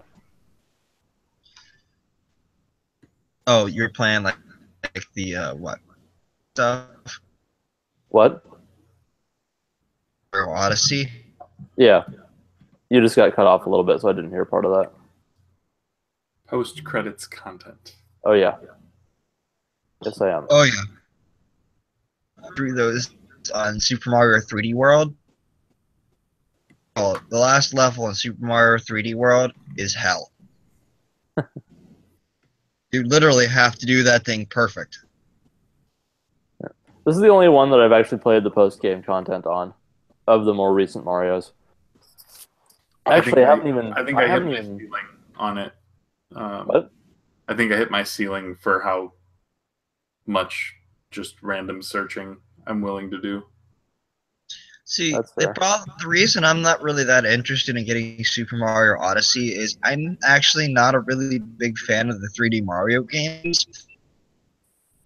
But the point where it's like, I'll play through them, finish the game, and then pretty much never want to touch it again.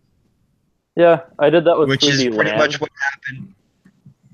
That's how I felt with 64. That's how I felt with Sunshine.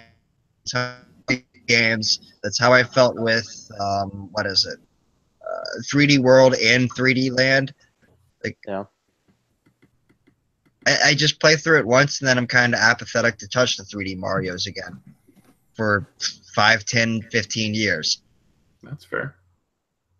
Then again, that's kind of how I am with most games, though, is I'll play them and not want to touch them for a long time, because otherwise I just kind of remember everything that's there, and just it gets boring. Yep. Having a good memory is a pain in the ass.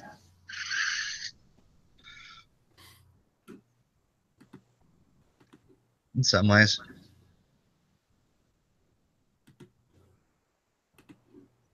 Yeah, so I think I maxed out at I'm at 217 right now. Moons? Yeah.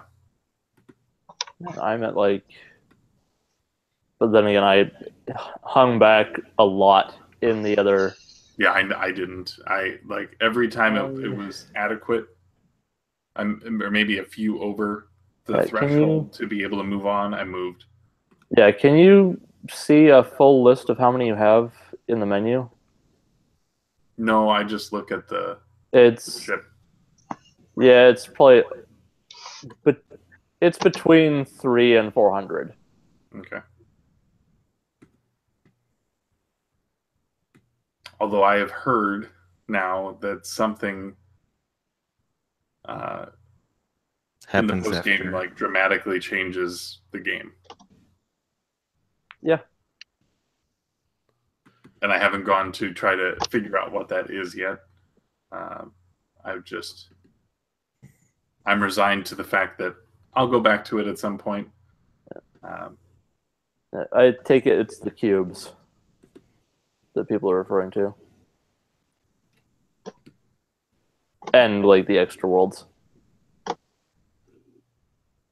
Yeah, I'm not sure.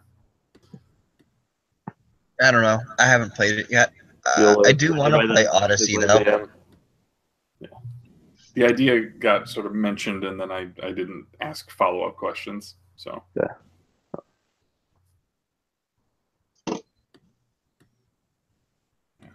I was only asking because I was curious which aspect people are referring to specifically. So if you're curious, talk to P1. Okay. Or do it, but they hit like the 500 threshold. But I don't know anything more than that. I just got another one. You fart in this game, you get a power moon. Nice. Well, not literally, Yoshi. I wouldn't be surprised if that happened later, though. That's okay. I can fart halfway across the room and some circle will change what it's doing. Ew. No, that's like actually a joke. Is that the butterfly effect?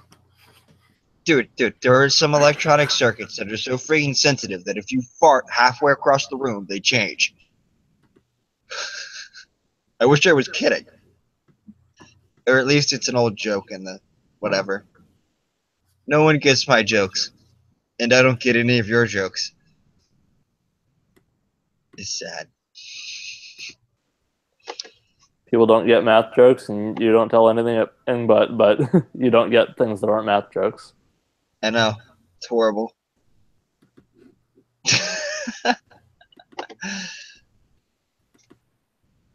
And yes, I'm where I could have phrased that much better.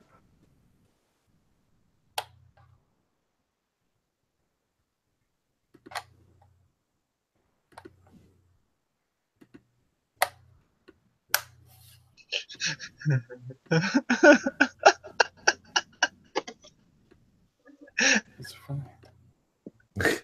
I'm sorry. I just saw something on Twitter and I can't stop laughing at it. A Sonic fan page is like posted a copy of Sonic Forces where they seem very sad, and then they open it up and it basically says, "Yo, beep, play that real 3D platformer," and then he picks up Super Mario Odyssey out of the Sonic Forces case. I'm sorry, I found that funny. I've heard that game is really bad. Sonic Forces? Yes. Probably unless you talk to Cygnus Destroyer, then otherwise. Yeah. He loves it. I mean, I would. That's not false. It's just a different opinion. Right. Different opinion. So, Mac OS 7.2, Windows ME, OS2 Warp, or BEOS? What? Which is best? True. I don't care. That's pretty much how I felt about the poll. Yeah. I'm an Apple fan and I don't care.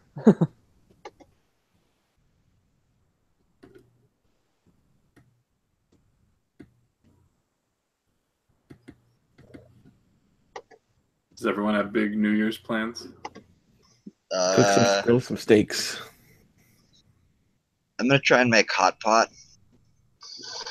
As in, screw the friggin' traditions I have. I can't eat any of the stuff that they want to eat for tradition anyway.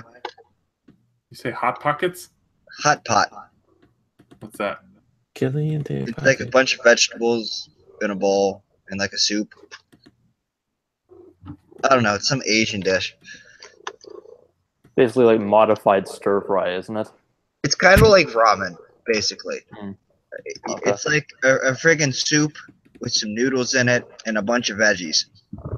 Okay. Actually, yeah, I think I've seen that in anime before, so I know somewhat what you're talking about. Yeah, that's basically what I want to make. Or at least I want to try that because I keep wanting to try new stuff. Because I don't know. I keep wanting to try stuff like that because every time I watch anime, they have like gorgeously animated food, and it makes me hungry. Yeah. Which is really weird and annoying.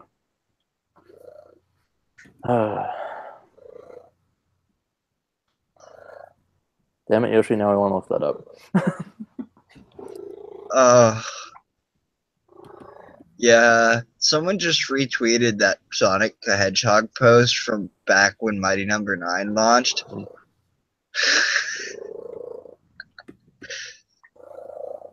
I don't know. I'm sorry. I laugh at these things. Yeah. And then... Okay, I shush for a bit. Yeah. We can listen to Musty's Marvelous Cat. She missed us. We were gone for a couple days.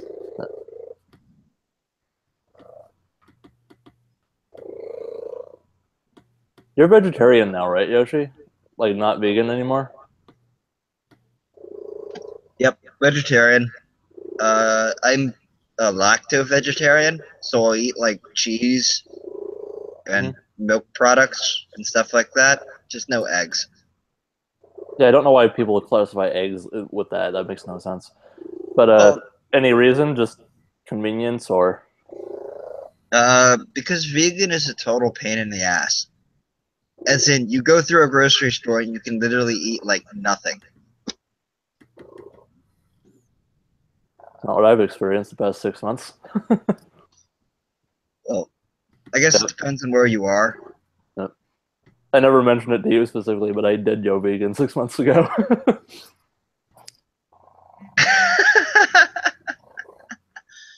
Yeah, it's possible, but you have to cook all your own food. Yeah, it's actually been much easier than I've expected. But that is a pain in the ass to start. Yeah, I'm still not like used to it, and my schedule is generally so freaking frantic that like, frantic. when the heck am I supposed to like cook my own food when I'm spending all day studying? That's why I figured it was a convenience thing, because eating out is the hardest part of changing your diet that way. It's like you can eat nothing because they always end up in something. If you go out to eat as a vegan, you can literally be like, okay, I want you to I want a salad, but I want like no eggs, I want no cheese, I want no dressing, I want like just put some like lettuce and some tomatoes and some veggies and stuff in a bowl. Yeah, I went to Tim Hortons. I went into Tim Hortons. I could basically order potato wedges, and that was all. Yeah. And you sit there and you go, huh, this kind of sucks. You can't even get the veggie sandwich at Subway because there's dairy in the bread. This is true. Yep. Sorry for the vegan vegetarian side tangent, but no, actually, actually that was the most interesting, I think, fact out of all of it was that there's dairy in the bread. Dude, and you wouldn't expect dairy. You won't eat cooked dairy. Well, okay, to be vegan, you're not even allowed to have honey. To really be vegan, you cannot even have honey. That's a technicality, but I followed that. It's like I thought about honey, and I'm like, nah, I can skip that. I've never really been into honey anyway. Yeah, yeah. But you don't realize how much they cook all this stuff into food until you turn vegetarian or vegan and have to start avoiding it. Yeah. What I discovered after that is it doesn't just stop with food, because, of course, when you change your diet this way and actually follow it in a healthy manner, you lose weight.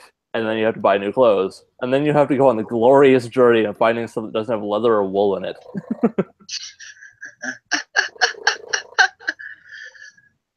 Yeah, that too. Yep. What's wrong with wool? I mean, you're just shaving sheep. It's an animal byproduct. Yeah.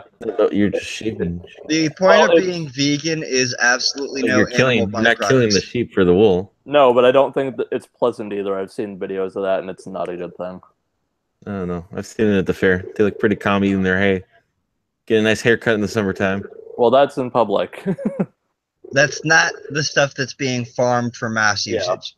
What you don't see is the stuff that's being farmed for mass usage, where they're treating the animals as literally just a product. Yeah. Which is the main reason I'm vegetarian, is because I'm tired of seeing animals being treated as just products. Animals have as much right to be on this planet as we do.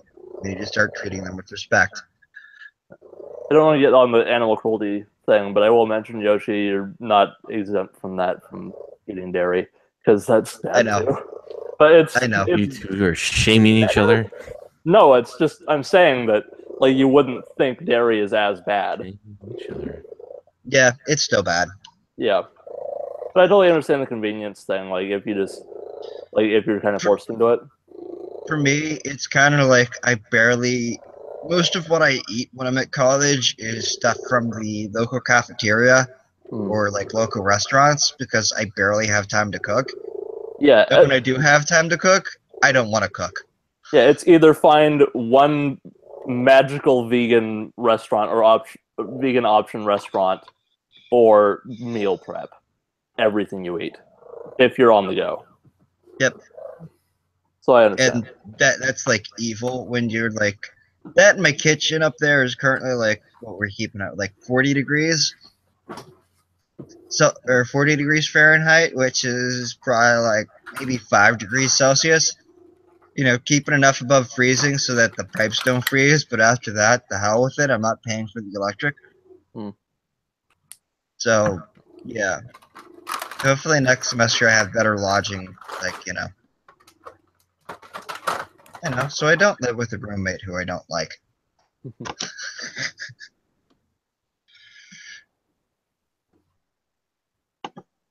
One more vegan thing I'll say before I shut up about it, because I'm sure it's getting a little much.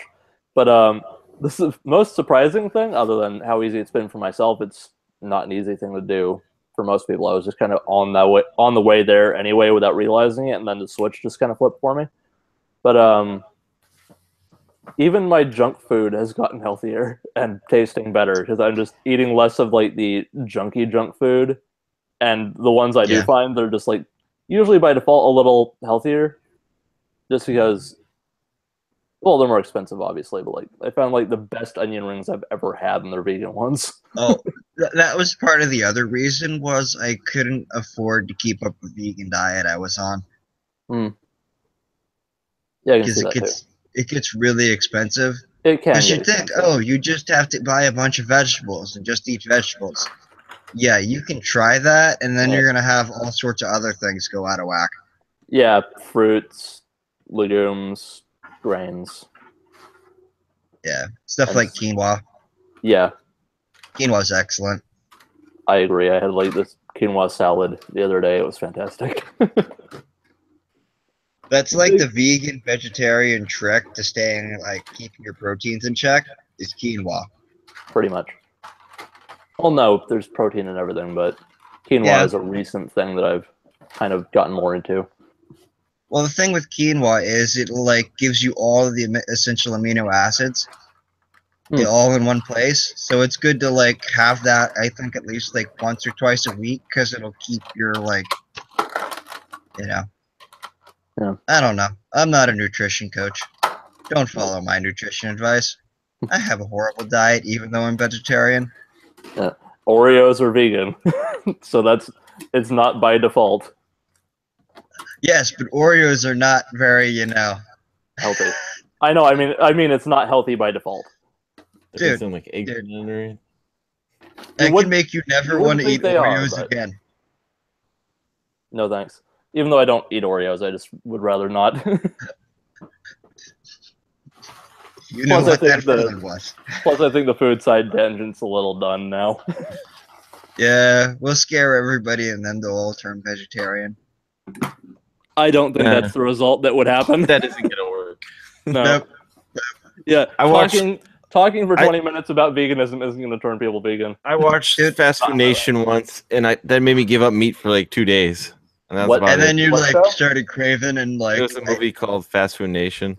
Oh, yeah, the so- one that did it for me was What the Health, which I have problems with a couple of the images used in that, and I'd probably agree with less stuff now since I've looked into more stuff, but it's a good kind of gateway into the mentality. I didn't even know it was a vegan documentary until like halfway through. And I was already agreeing. It's like, oh crap. These should be really interesting. just don't stare into them. You'll go blind. Don't look into the light, Musty. That's what Don't this look thing- into the light. You'll never come back. Oh, even still, you're gonna turn those things on and look at them and go, ah, That's why you put them off to the side. and don't stare at them. Oh yeah. Duh. I think I know some guys that get stuff like that just to like take pictures of like stuff to sell. Oh yeah. Because there's a whole The white science back- between that. The white background, and you really light it well. Yeah. Yeah, it's got the little tripods as well. Yeah. It's a small touch, but much appreciated for certain types of videos. Yeah. Well, if I ever want to use my green screen, like really use my green screen, like I need more even, reliable light. Well, the other issue is like I'm guessing you have what, like your typical normal type of light bulbs in the ceiling. Well, the light I use right now is one of those 5-arm octopus lamps. That's meant to go in like the corner of a room somewhere. Exactly. Yeah. The one where So you, it's like, you can toggle on 2 lights or 3 lights or 5 lights. but they're all like tiny little lights. There are Yeah, they're all 4 lights. individual bulbs, yeah. So they're like tiny little, maybe what, equivalent of like a 20, 30, or like a 30 or 40 watt incandescent bulb or something like that. I think I have pretty bright ones in there right now. It's just that the profile coming off of that is messy because you've got 5 different points, and then the bulbs aren't consistent, so some of them vary, and then Yeah, you could get different colors and stuff like that. Mhm. This I mean, the light bulbs themselves are. Because that, and like, to be honest, a lot of cheap bulbs you can find at stores, they don't give you very high quality light. Like, this is one of the bulbs. Like, this is That's my it. forearm. That is a giant, giant bulb. Yeah. Yeah, don't stare into that. I won't. Why not? If we see Musty with eye patches, we know what happened. Yar. Give Yeah, us sweet eye okay. patch, though. If we see Musty with an eye patch, it means he probably pre-ordered Sea of Thieves. Hey, March 20th. So, does anybody know when Bayonetta 3 is supposed to come out? I would imagine at least until 2019. I mean, it was just announced. They said they basically just threw that announcement right together right before the show. So, Yeah, 2019. that doesn't surprise me. Well, it would be only a year later too, at the earliest, if that's the case, because Bayonetta 1 and 2 could get released in February, I think. Well, I already have 1 and 2 on the Wii U, and I'm pretty reluctant to buy those again. I'm probably going to just because I want to support it. I know the first game didn't sell too well. It might not be. I don't know. It might be a day one. I know it's. I think it's $50 for both of them. So I already it's- paid $60 for both of them, and I bought Bayonetta 2 or the first Bayonetta twice. Yeah, and Bayonetta 1 is a download. I don't know. Yeah. I mean, Yeah, that's kind of grumpy. Like, well, I already have Bayonetta 1 with Games with Gold on Xbox, so I wouldn't mind just buying Bayonetta 2 by itself. The fact that it's a download isn't going to bother me, but that is kind of shitty. Plus, if I remember it, you didn't really get a Wii U, did you? I did. Oh. I got it late, but I got it. Yeah, because I remember for a long time you didn't have one of those. Yeah, but you literally asked if Mario Kart was worth buying again, and I said yes. Oh yeah, I do remember that now. But I'm not Well- rebuying Zelda because I'm an idiot, and I bought the Pro Controller for the Wii U before I got the Switch. So now I've double dipped into, like, okay, now I've got the controller for it on this other system and the game. So what am I going to buy? The Pro Controller for the Switch and the game again? Those are my coasters. Yay. Nice. Okay, I'll be right back. Yeah. You know, I've noticed there's a lot of good stuff on the Switch, but a lot of it's also like a rehash of what's been on the Wii U. It's also because no one bought a Wii U, and the games are good. I know. Yep. They've almost There's a lot of really good games with the Wii U. in the first year. I mean, they likely will outsell the Wii U in the first year. If the Switch keeps selling like it does now, it'll probably outsell the PS4 by the time it's done. It's a good chance. Because if you remember, a lot of this first year, you couldn't find the damn thing. From like one thing March till like November, you could not find it. You'd find it like once every few weeks. The common trend I'm seeing with the Switch at the moment is, and I watched, I think, Metal Jesus' most recent video for it. He says, I have to debate if I want to get this for the Switch or the PS4. Is one we, he goes, PS4 was my I guess go-to, but I like the idea of just being able to take it with me on the go, or sit down in a bed and just play the game. And I think you're gonna see more and more of that trend start to happen, basically. I wonder if Sony's gonna notice that, where they're gonna start actually losing some of the games that they probably, people no doubt say, I'm grabbing this for Sony, and they're gonna start losing them to Nintendo.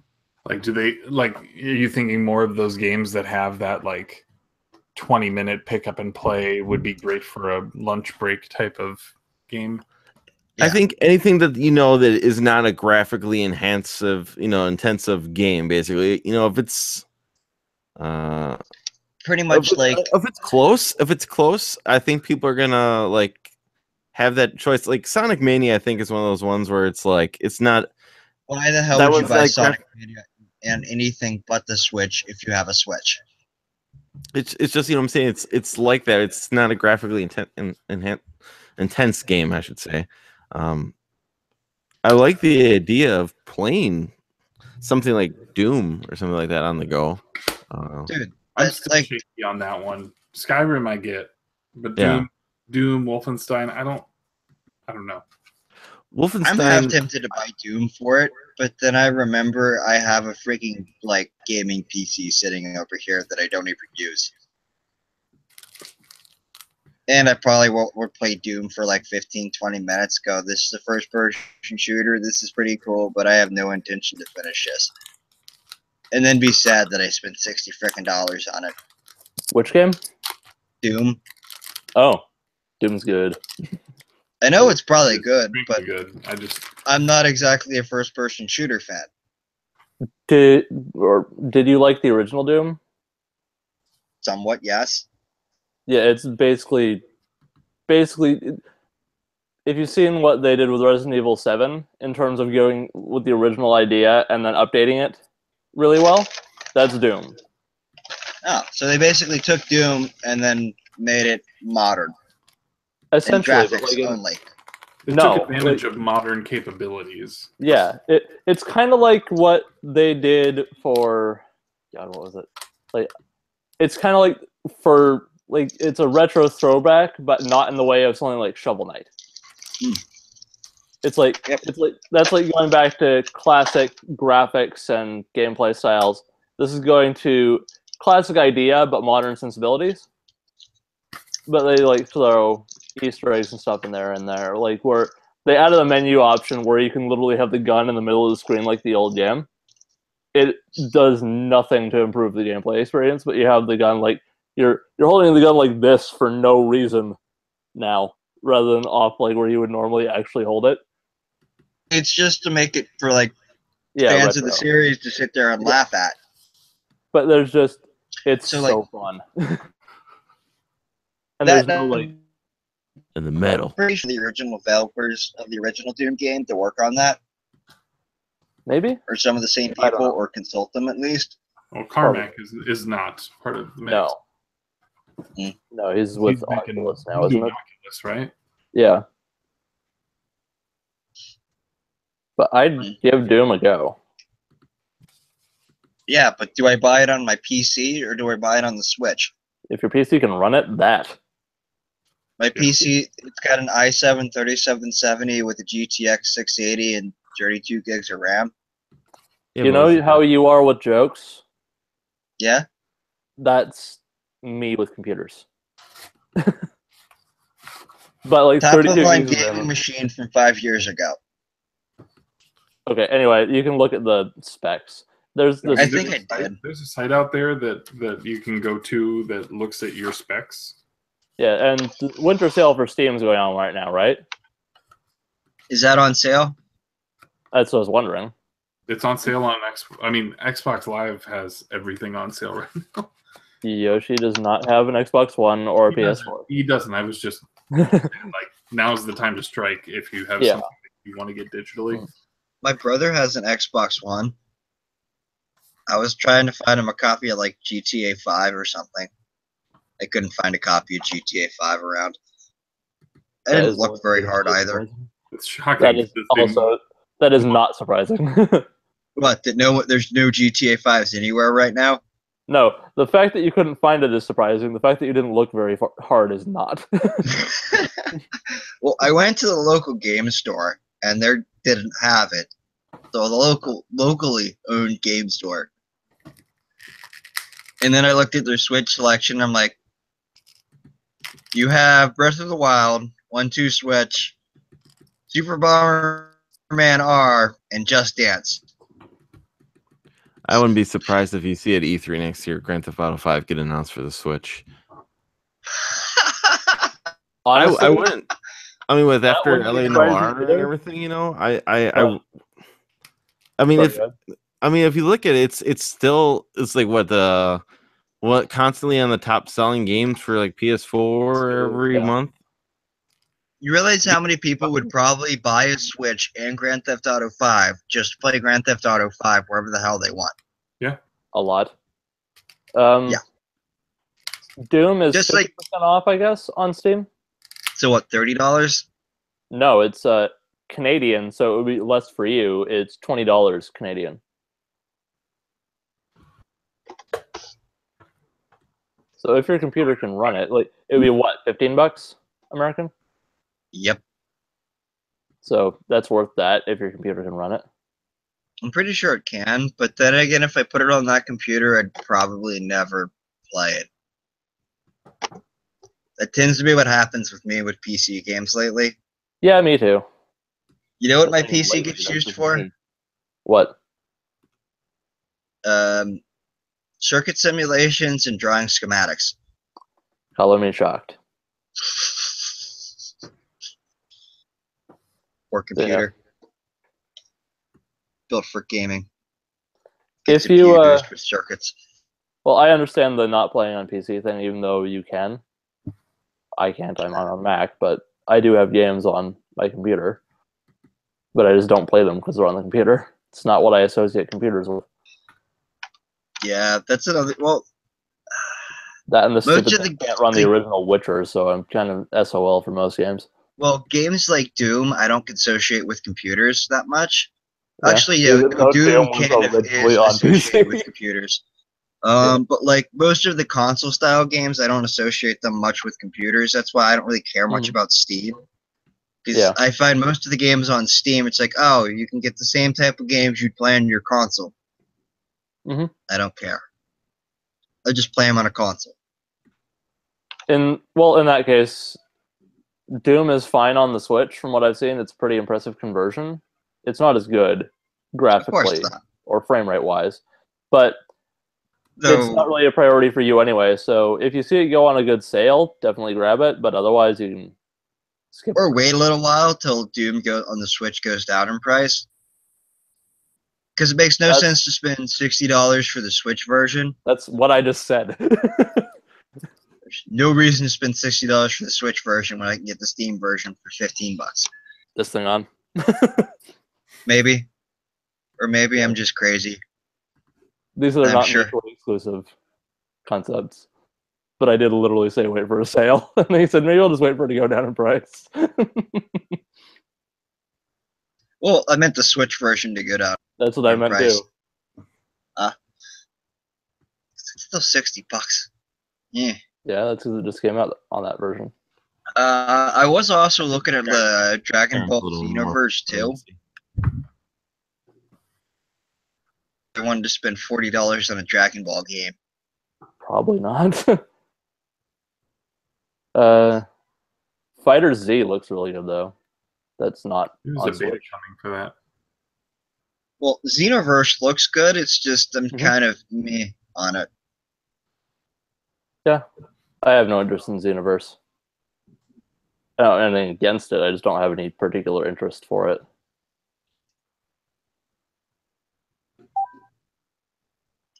One of the strange releases I've seen for Switch is, well, I've not seen it in person because the European only physical edition, but was One Piece Unlimited World Red, which originally came out on the PS3. That's kind of weird. Yeah, I'm not saying that's a bad thing, like, because it's like, why are they releasing a PS3 game? It's like, why that one? Like, it looks like a good game, but like, why are you releasing that of all things?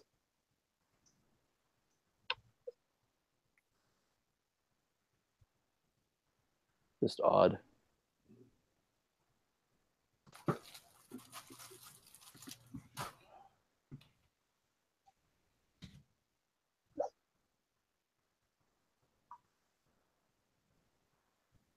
At least the wrestling games finally made its forms again. That's neat. I heard it's a bad port though. That doesn't surprise me. Yeah, I heard it's a really like rushed bad port. Well, WWE probably went and told them at the last minute to put it on the Switch. To be honest, though, I don't think that the company's made a good game in forever. For wrestling, the last one I bought was 12, I think. I hate the mechanics of the newer games. The old ones are simple and easy and fun. The new ones are so convoluted and stupid. It's not fun to play. So they kept screwing with it even more since 12. You have to, like, to kick out of reverse or pin, you have to get the timing down of like a circle. There's a circle on the bar, and you have to hit it exactly 3 times in order to kick out. And it's just like, if you don't, you're pinned. It's terrible. I hate it. It's not great. Fun. So they basically fucked up the WWE games. Yeah, they're no fun. No fun. Great. I know I bought one at Goodwill and I flipped it immediately. I was like, this, the hell with this. So you basically started playing it, and within like 20, 30 minutes of playing it, you went, this sucks. Yeah, it's not fun. I own one single wrestling game, and it's because it was free on Xbox Live. Well, I literally haven't even been watching wrestling. The only reason I still have the network is my brother watches it. I still watch wrestling. It's just I hate the games. I'd probably watch more wrestling if I had the time. I don't like either. I don't like wrestling as a platform or a video game. I probably would if I watched it, but that's why I don't watch it, because I don't need another thing to obsess over. That's why I stopped watching it, because I have too many things to obsess over. Yeah. And it's like, I can choose anime, I can choose wrestling, and I can choose video games. I can choose 2 of the 3. Closest I've chosen I'll get to anime wrestling, and video games. Closest I'll get to wrestling is watching either Tiger Mask or Hajime no Ippo. Actually, I may... No, Ippo's boxing.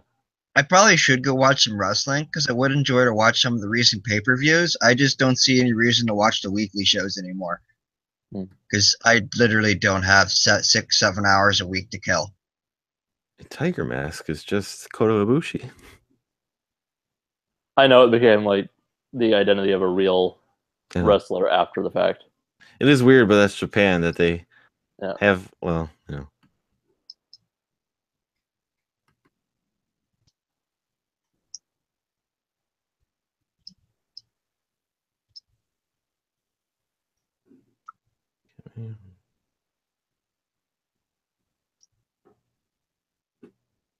So they do have some good sales going on here. I should probably buy more games while I'm before the Switch? sale ends. Yeah. There's a few good ones. Shantae Well- is on sale on there. Half Genie Hero, right? Yeah, it's like $13.39. It's actually not as 33. much of a difference as I was expecting from Canadian. It's like $15 here. Yeah. Genie Hero though. I think there was one that came out on the 3DS that I got, or on the Wii U that I have. I can't remember. Pirate's Curse. Yes, or Wii U. I don't know if it's for Wii U, but it came out on 3DS. Well, it's digital on Wii U.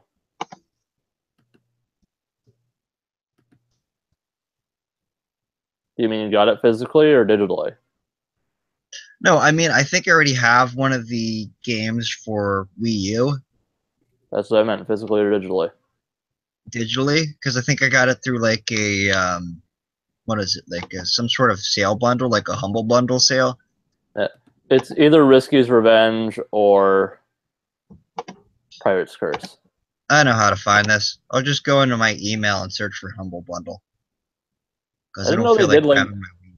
I didn't know they did Nintendo console Humble Bundles ever. They did them a couple times. Annoyed I missed that. I got a couple PlayStation ones.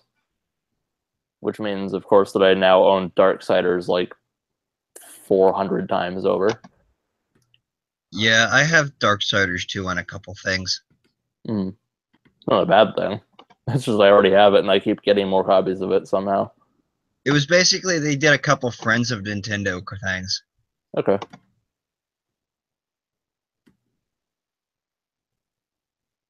Lusty, did you ever try any of the Darksiders stuff you got? Oh, he's gone. Muted. Oh, it was Shantae and the Pirate's Curse. So what is it?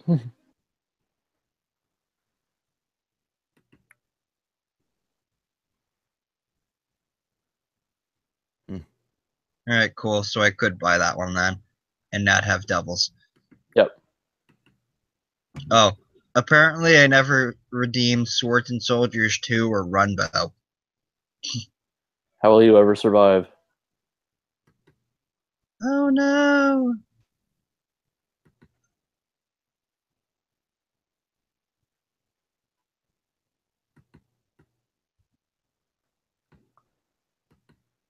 These little spiky, not Goomba characters in the Mario Odyssey are really underutilized. Like they seem like they would be a thing that you'd want to capitalize on, just kind of another cute enemy from a Mario game to sell plushies of. But there's just nothing. I'll be back in a minute. Okay. I don't know. I think I might have seen it once before, at least. But there's, Yeah, I'm not saying they're not there at all. I'm just like, I'm surprised I don't see them more. They didn't highlight them that much at all. You know? Mm-hmm.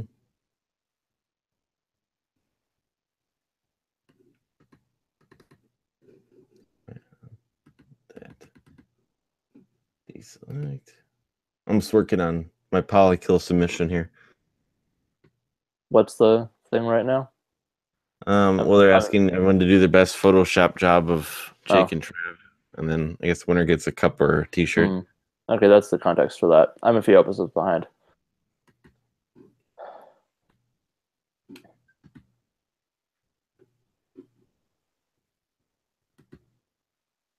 Trying to get this nice and ready.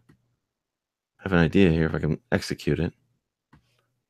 I'm almost there. I'm just trying to figure out this last part. I'm no expert. I just know how to do like the most crappy basics here.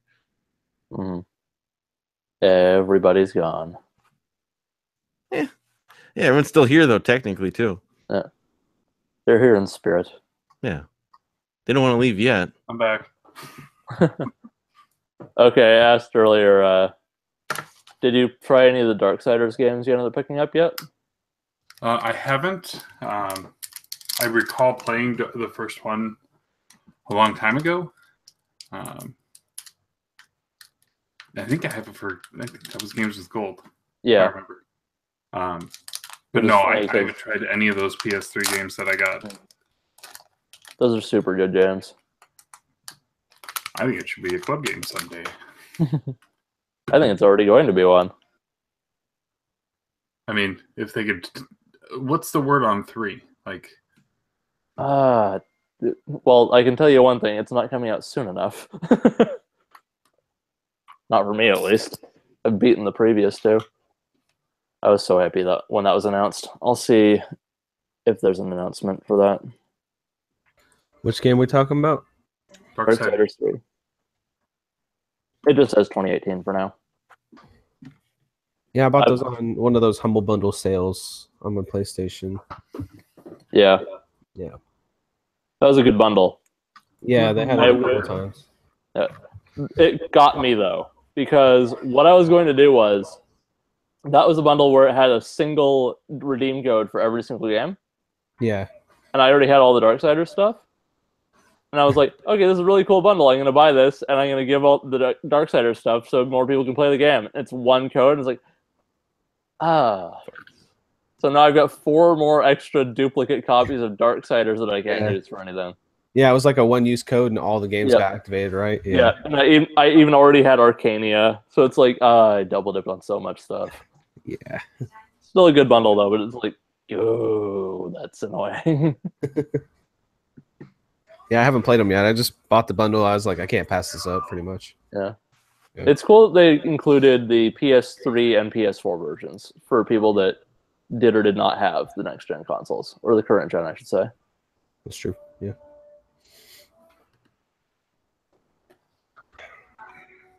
So Ryan, that Humble Bundle for the Vegas stuff, you just did 20, right?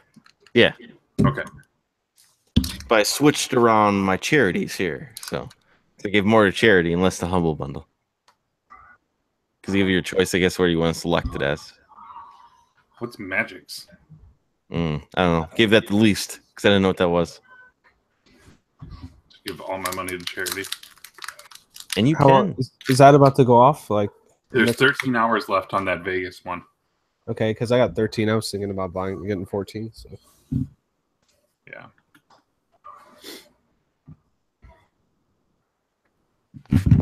I always give most money. Like, I'm actually kind of intrigued by some of the music stuff. I always give most to charity, but I always give a little bit to the company that's doing it and Humble. Just as encouragement to do more stuff. Yeah, I mean, this is a steal of a deal. Yeah. Except for the Telltale bundle, it's like, hey, I don't really want to do this, but this is a really convenient way to get all the ones on computer. Except for I didn't go for the latest Walking Dead because it didn't run on Mac. Or no, it wasn't Walking Dead, it was Batman. No Mac version. So just because they give those games out and they've used the same engine for basically every single game, and that bothers me. So I didn't give them any money. Because I'm a dick.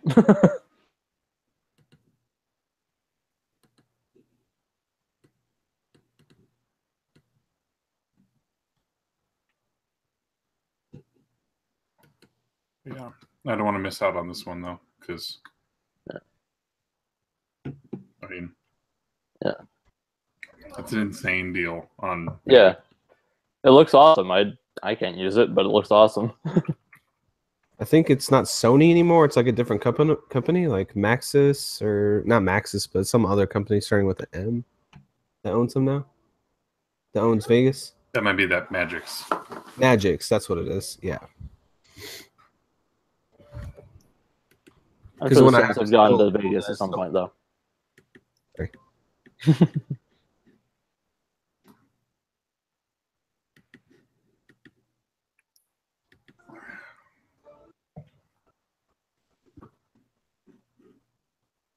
Got quiet. Sorry, I'm trying my best to Photoshop here. I'm just trying to put the finishing touches on my polykill submission here. and I can't.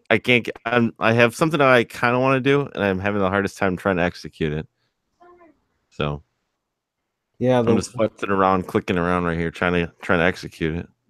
the first thing that came to my head was the Death Stranding going down Norman Reedus's mouth, and then there and there. Yeah, that's the first thing that popped in my head. I was like, that might be a little too weird. No, they would love it. Weird is what You they do. should take the picture of Norman Reedus cradling the baby with his shirt off. Put one head over Norman Reedus and the other over the baby. That'd be great.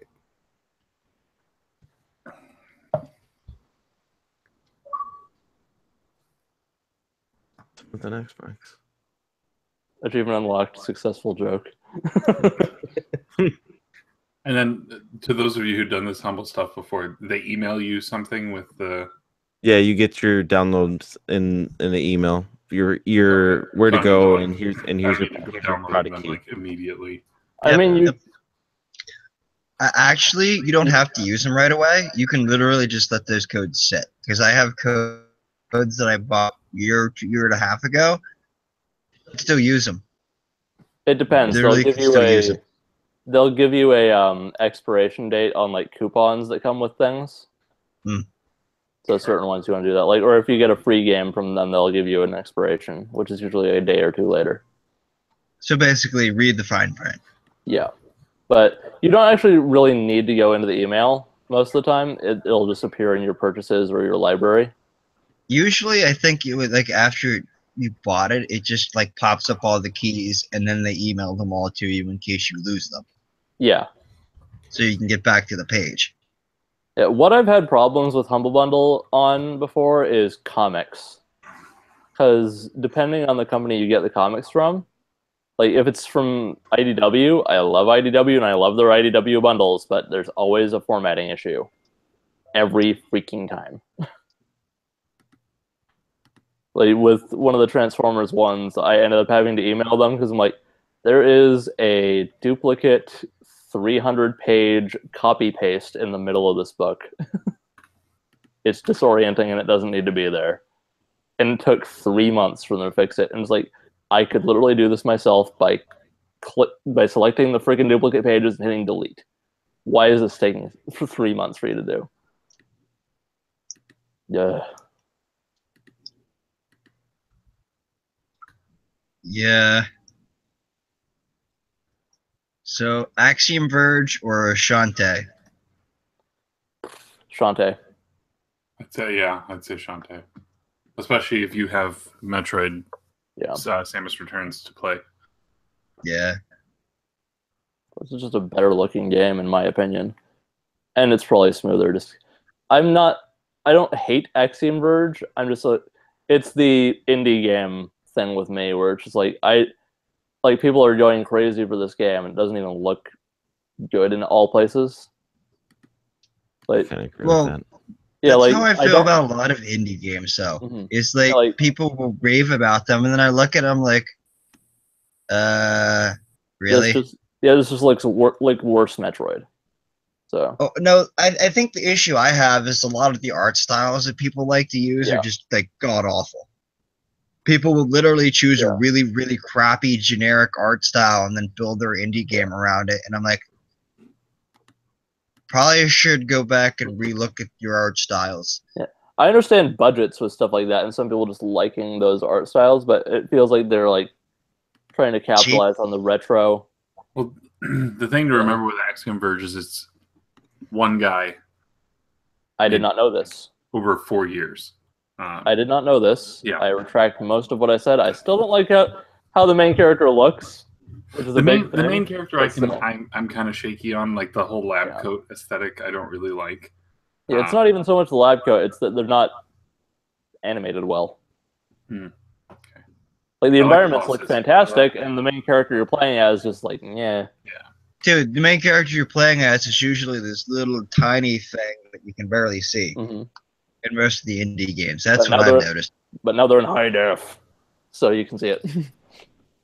Yeah. I mean, like games like Risk of Rain, you're like so tiny. It's like, do I even have a character model? It's Thomas was alone. Actually, speaking of like going like super D graphic style like that, I've seen games like it bothers me with like they're telling you like, oh, 8-bit graphics. It's like it's not 8-bit. You're like a high-end Atari graphic with a 16-bit background. This makes no sense. Yeah, where In the certain games. main character looks like some crappy pixel art from Atari. Yeah, Mhm. Yeah, that a lot. it's like high-end Atari pixels on a 16-bit background, and they're calling it 8-bit. It's like, okay, I guess that's splitting the difference somehow. I like That's not when games. 8-bit. I know. I want to see developers make games that, like, okay, if you're going to make an 8-bit game and call it 8-bit, do what the team of Shovel Knight did. Yeah. Okay? Work around basically, pick a system and work around the limitations of that system and make a couple exceptions where you need to. Although I'm not Your sure that qualifies as 8-bit either. It's pretty high-end. Shovel Like, that's Knight? closer to 16-bit, I guess. The art styling is completely 8-bit, but they do a lot of things that you could not do on 8-bit consoles. It's kind of like side-scrolling platformer Earthbound, where it's like it looks very high-end for the previous gen style. Does that make sense? Yeah. Like it looks like a game that would have come out on the previous system, but it's higher end graphically. Like it's more polished. Anyway, that's just a little nitpick with me. I like it when games like call it like high bit graphics or something like that, because that's like, okay, it's retro styled, but it's high end and it's polished. So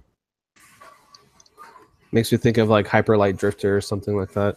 pretty much, Yeah, exactly what I was talking about. Actually, Hyper Light Drifter, no, I'm maybe Kamiko. Kamiko, yeah, that's a good one. What's that? Sword and Sorcery or whatever it is. Mm. One where you're walking, you look almost like a stick figure. Yeah, you're right. Oh yeah. I think it's Sword and Sorcery EP. Something like that. Something like that, yeah. That's a special case where that actually kind of works with what that game is going for, but like things will go like that and they'll call it 8-bit or something like that, and it's just weird. But Yes, a lot of people, I feel like a lot of games do that to capitalize on the retro thing or be cheaper, or both, rather than actually being a good game in that style because they want to be in that style. Well, also, I think a lot of these teams may not have proper graphic designers sometimes. Maybe. Which is fine. So, like Stardew or Valley when they didn't come have out that. with the main character thing, they don't have a proper graphic designer, so they came up with the main character and just never bothered to update it. That probably happened a couple times. Yeah, was the guy that made Stardew Valley a graphic designer, or was his wife? Well, here's it's a trick. Just so anybody out there that's thinking about going to school for game design, Don't. that's a waste of your money. Okay. Going to school for game design is a joke. If you want to make video games, you have two basic choices for school. Become a graphic designer and learn how to make like 3D graphics and stuff like that on a computer, or go learn computer programming. Okay. It's easy. You don't really need people that are game designers because you have like hundreds of people and every single one of them has tons of ideas for the game. At least that's how games are made here anymore. I know somebody actually went to school and he dropped out after a year, but he went to school for like to try to learn how to make video games, and basically he said everyone in his class they asked everyone like the first day of class, what's your favorite video game? And he said the majority of almost everybody in his class said Final Fantasy VII. Basically, that's essentially what everyone's trying to make, was basically like a Final Fantasy VII clone, basically. So we don't need more Final Fantasy VII clones. We have plenty of Final Fantasy VII clones. If you want to make like new RPGs, please come out with something that's actually interesting for a change. Because RPGs have been stale for a long time. Yeah. Oh god, I played this one. I got it for free on Games with Gold when it first came out. Like they released it for free when it came out, and I'm sure it's fine, but it was just so kind of generic and cheap looking, or cheap playing. It looked okay. Was Earthlock. But I was like, oh, Earthlock, it's fantastic. It's like, God, this game is boring. Oh, I think I might own that game, but I just like. You have an Xbox? Do you have Xbox Live? Then you own Earthlock. Yeah, I think I own it. I feel like I've seen the thumbnail somewhere, so most likely. I like some of the choices in that game. It's just really generic. Is the disappointing part. Like, if it's a Western developed game and it's an RPG and it's turn based, you know there's something cheap going on there usually. It's not a hard and fast rule. It's just a pattern I've noticed. It's like everything's polished except for the combat. It chose turn based because either they liked old games or it was easier. It's not properly designed. So I saw something on Twitter, started laughing myself before the. You love the attention. It's in what? Said you love the attention. Ah. Well, I bought Shantae. So now I have 3 Switch games. Huzzah. Actually, another example of doing like old school graphics correctly would be, well, that, but also like in terms of more 8-bit, Mega Man 11. 16-bit. No. Well, That as looks far as okay, graphical but styles I do like Mega Man 11's graphic style. it could be because worse. No, it could I be think better. what they did was how do I put it? We now have the ability to take the hand-drawn stuff that they used to create characters on back in the day and use that as the actual, in-game Character stuff model. that's moving around. Character models, etc. Is that what they did with Mega Man 11? I don't think that's what it looked like to me. It looks kind of anime to me. Mega Man was That's anime. not bad. Yeah, that's not bad. Mega Man's always been anime. But Mega Man was anime, except for the US box art for the original stuff. And then they ruined it when they brought it over. Ruined is a relative term. Have you seen that box recently? It's magnificently awful. Yes. Anyway, the thing that I'm relieved about with Mega Man 11 graphically is that they didn't do it 8-bit again. Yeah, I'm actually glad of that.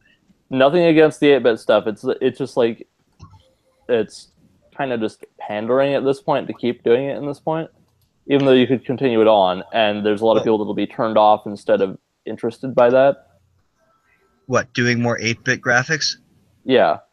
Well, everybody else is making these style of games with this style of graphics, the same style of graphics they chose for Mega Man 11. And if you look at the graphical style they chose, it basically looks exactly what you'd think Mega Man would look like in 3D, in modern. Yeah, it's not like the most polished thing in the world, but it looks good.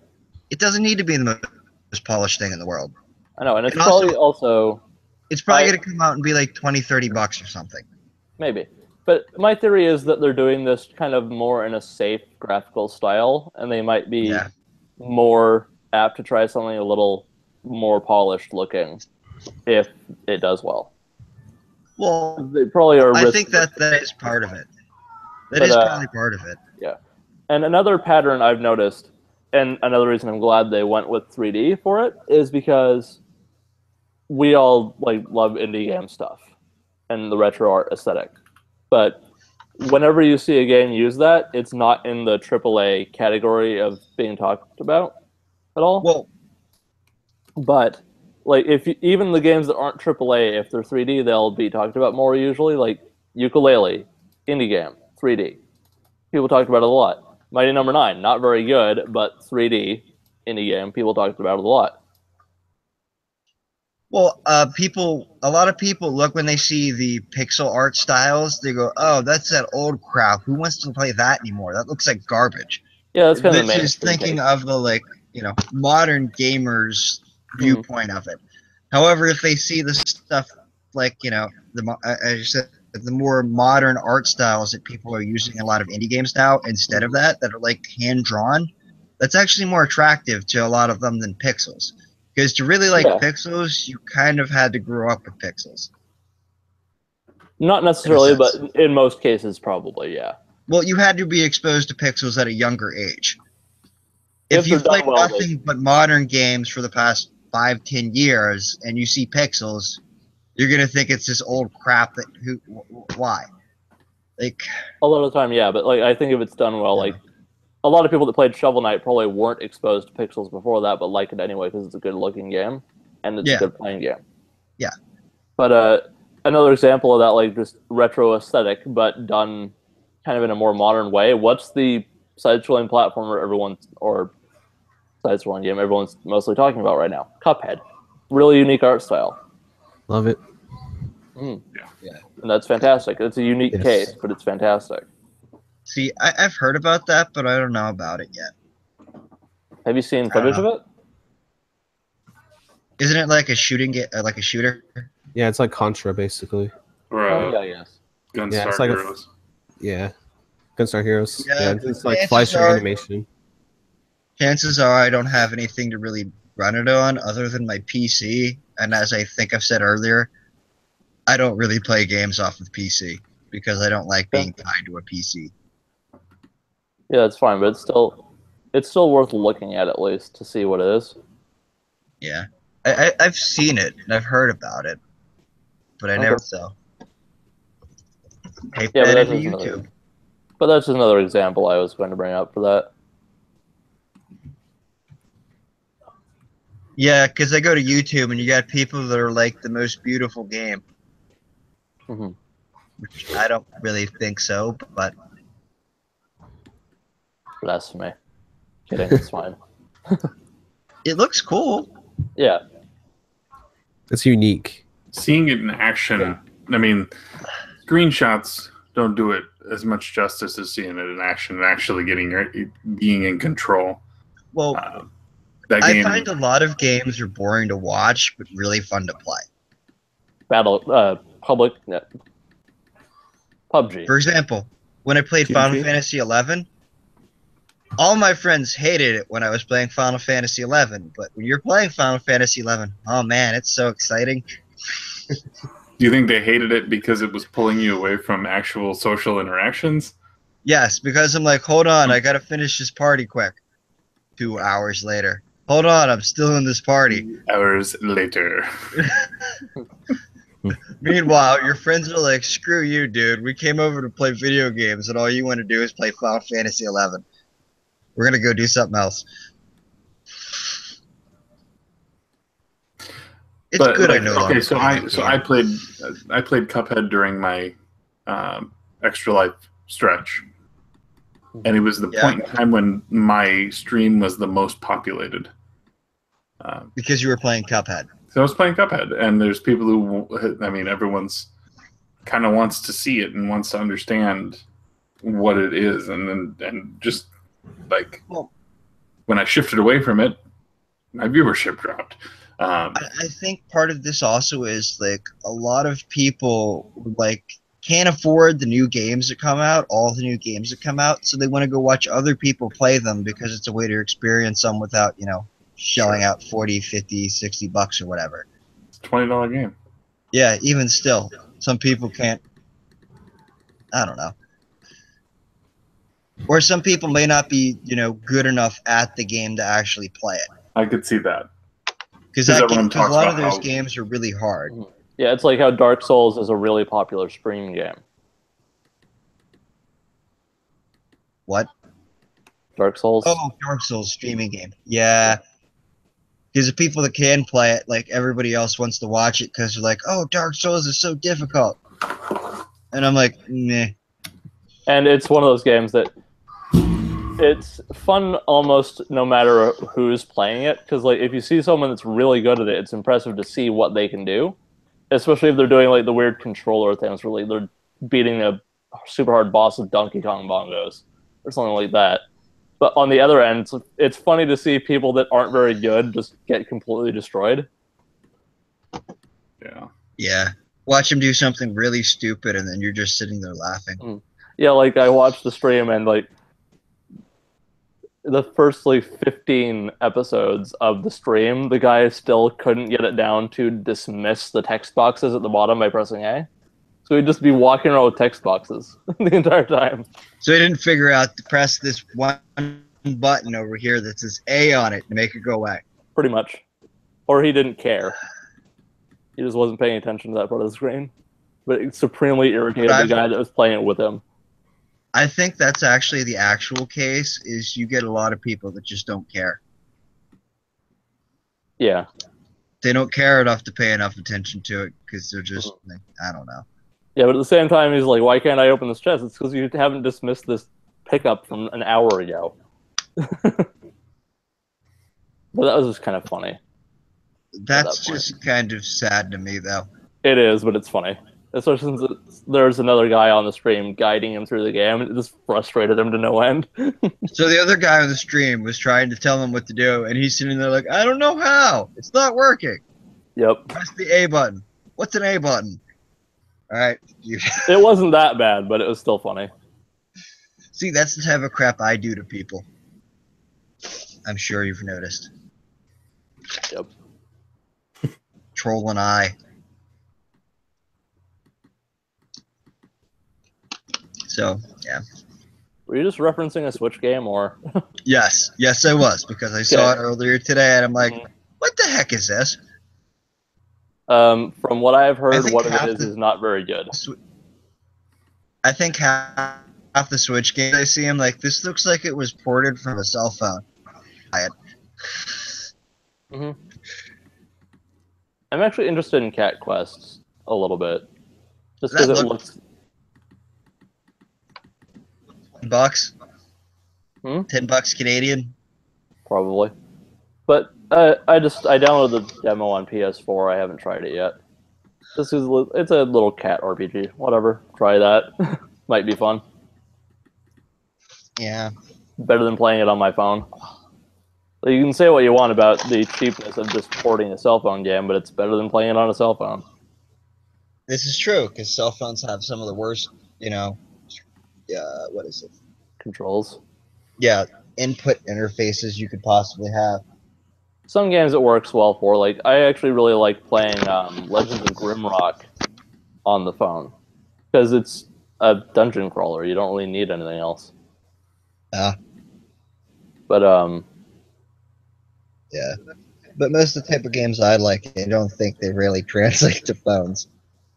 Might be okay on phones, but still, I'm just kind of.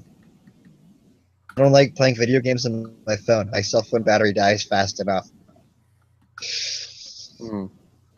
But it's interesting. Some ones that do work well on the phone, but are also appealing on console, are like the Go games, for like Lara Croft Go, Hitman Go, that kind of thing. Only if you get them for a few bucks, but still. It really just depends on the game. Like, if they made a console version of The Room, I bet. Not necessarily just ports of the same games, because I've beaten all of them, but like if they really up-res the graphics and they made a new one, be interested in that. Well, I think the thing I'm probably most interested about with getting a Switch is being able to play it while I'm on campus. Yeah, that's a good thing for you. I've been so much like on the move that like having. I don't play handhelds as much as I used to. I do like the 3DS. I do like my 3DS XL, but I just like I have trouble getting into games on it anymore. As weird as that sounds. Or like it's not the first thing I'll go to pull out and want to play. I don't know.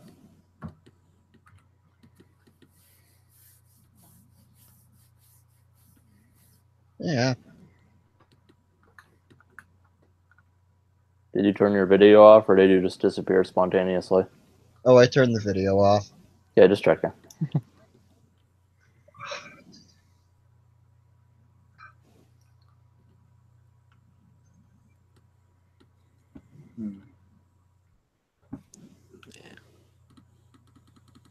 Whatever your interest level with Mario is, I'll still say Odyssey is super good. Yeah, I love the game. I'm sure I'll love the game. It's just I don't feel like spending $60 on Super Mario Odyssey at the moment. If I was gonna spend $60 on a Switch game, it'd probably be Splatoon 2 or Mario Kart 8.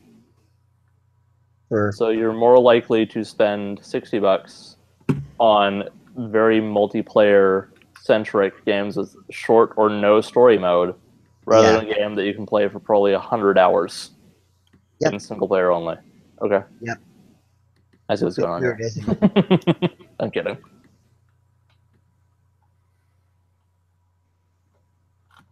I don't know. Yeah, I'm just messing. I also still Some of gotta those are find a good way to games, too. buy another set of Joy-Cons. Get a Pro Controller. Unless you're looking to play 4-player locally for some reason. Good point. So you're saying just get a Pro Controller? Yep. Because I think you can get a wired one for like $20-$30 or something like that. They're not very good, but you can. Great. The Pro Controller, the battery life lasts like 30 hours on it, or 40 hours on it. Well, I don't know. I probably won't bother for a while because I'm probably just going to have mine in handheld mode for most of the time. There's a kickstand, though. It's true. Yeah, True, I yeah. noticed. It's also a flimsy little piece of crap, though. That is true. If I wanted to actually kickstand the thing, I saw some like cases you could buy for that, but meh. Yeah. Just meh. Although it is a little bit heavier than I thought it would be.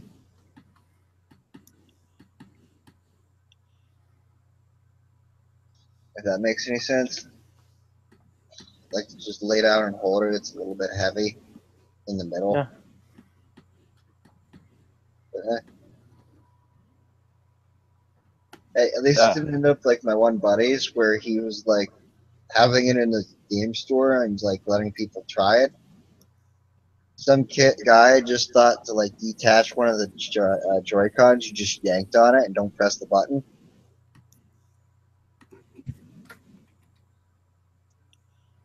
So I wanted a target that was kind of like I can always it's always like my fears of people who eat their food and have something sticky and all the buttons then touch controllers, then they get like a sticky controller. I was at Target and the whole thing, like all the buttons were just like you push it in, you can just feel it just like stick into the controller, and it's like this is what happens when kids just play with it all day. So Stupid kids playing their video games. well, that's why I don't let people touch a controller if they're eating, basically. So I know, it just resonates.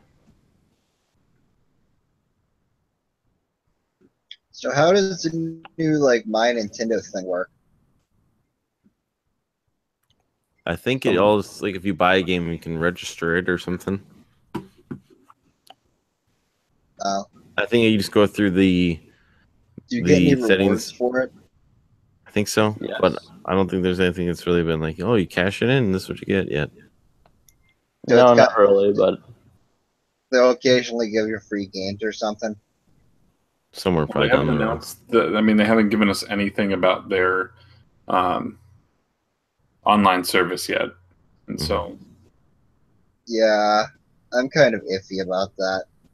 we'll need to see. Well, I mean, if it's Well, what the basically, rumored stuff is, then Well- there's a potential that it's along the lines of a paid service that gets you access to kind of like a Game Pass kind of thing. Yeah, I think I saw that. Because when I first got this, and you go to hook it up to the internet, they make you sign up for an ID, and then they tell you there's going to be like a subscription service coming, but it's only going to be like $20 if you buy a year at a time. Which $20 a year is dirt cheap. You just pay the $20 at the start of the year, and then you forget about it for the whole time. You know? And set it to auto renew. Yeah, and then you literally will just forget about it. Mm-hmm.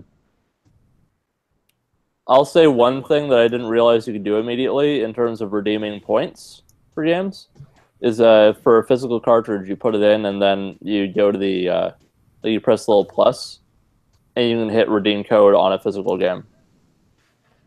Oh yeah, you can go down and like at the bottom, earn game points, game card Hmm. version only. Yeah. Give me them points. 12 points. Yeah, I didn't realize you could do that immediately, but I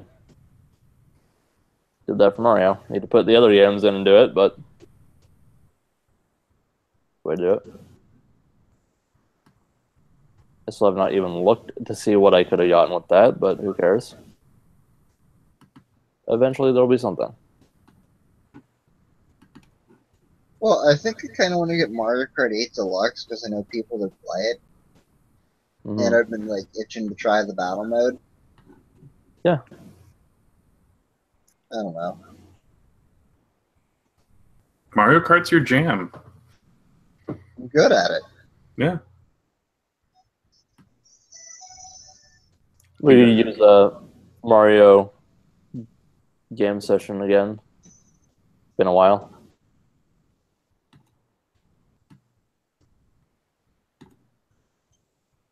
There's not been a lot of Switch multiplayer going on at all recently, actually. I guess P1 drives a lot of that. Probably. Or he's involved in a lot of it. No one played Destiny 2 with me until he got it.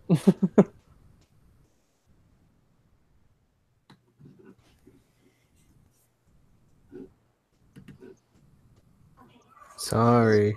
There's a lot of modes.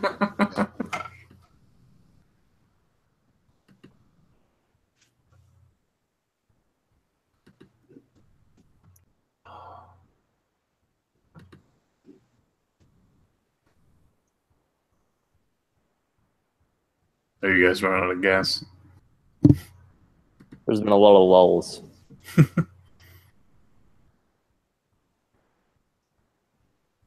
And not LOLs. Yeah, I was going to say not the haha kind, but I held back on that. The fact that you went for that joke means we're probably done. Yeah, I could go to sleep. And preferably not on the Hangout this time, right? At least the camera isn't on this time.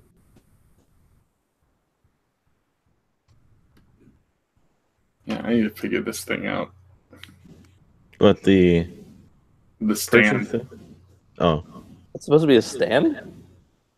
Yeah, there's a hexagon. That looks like a row of parts for a Gundam. Oh, this? Yeah. Yeah, so then I think this one goes into there. And then this one connects up here to extend further. I should probably just look at a video. Or maybe this one comes out the side. I don't know. We'll figure it out.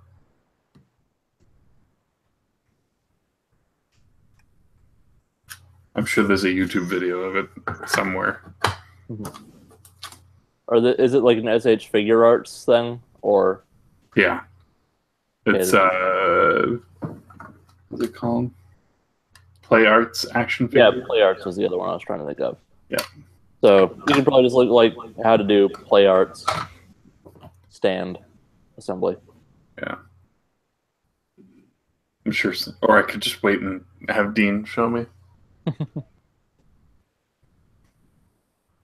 Yeah. Well, yeah, and I'm in the process. Or I will be.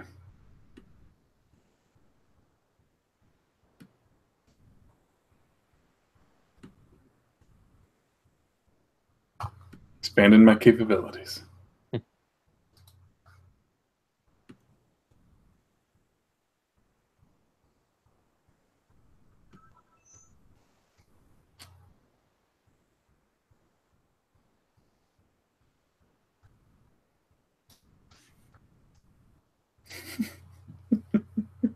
Science. Everyone's so focused on their second screen.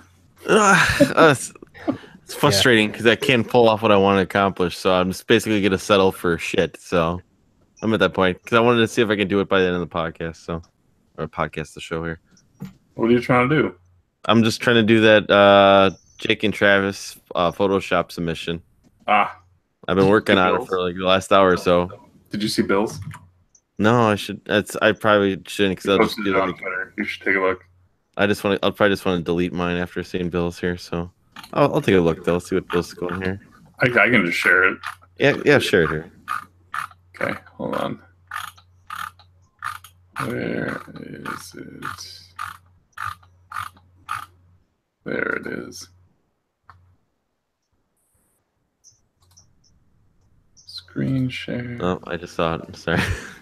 Because I saw your like popped up. So There you go. What do you think? it's pretty good. Yeah? Yeah. It's also hard to find pictures of these guys. You have to basically just go through their thumbnails to get something. Well, didn't they pause? I mean, did they pause and make a bunch of faces during that one point of the podcast?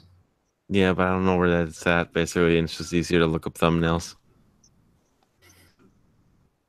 That's good. Mm-hmm.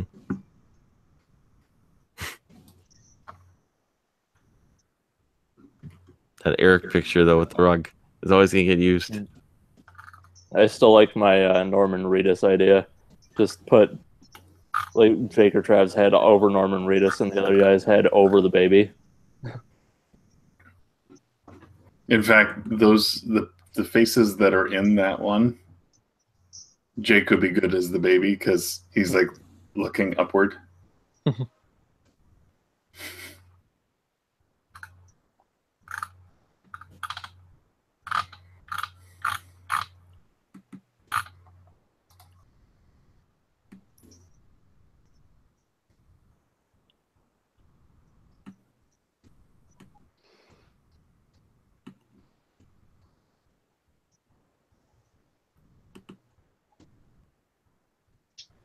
Yeah, I think we're at the end.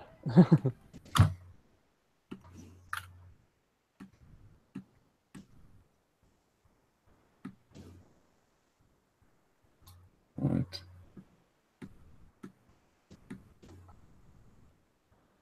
There is a tech demo of Spyro in Unreal Engine 4. I want to watch it, but I also don't want to watch it because it would make me sad that we're not getting it. It's available for download now. On PC. Uh, Not that my computer could run anything with Unreal Engine 4, so Nintendo Switch can. it's a 2012 MacBook, so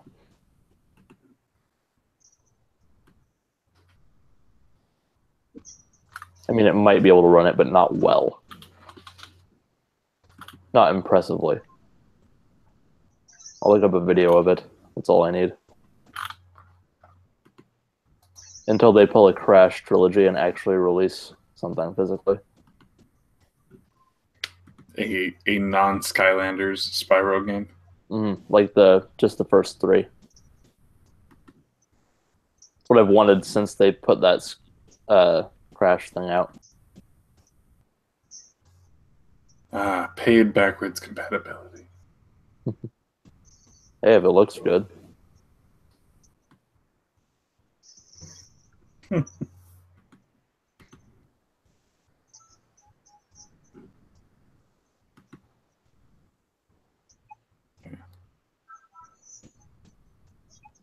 Well, I'm probably gonna go to sleep.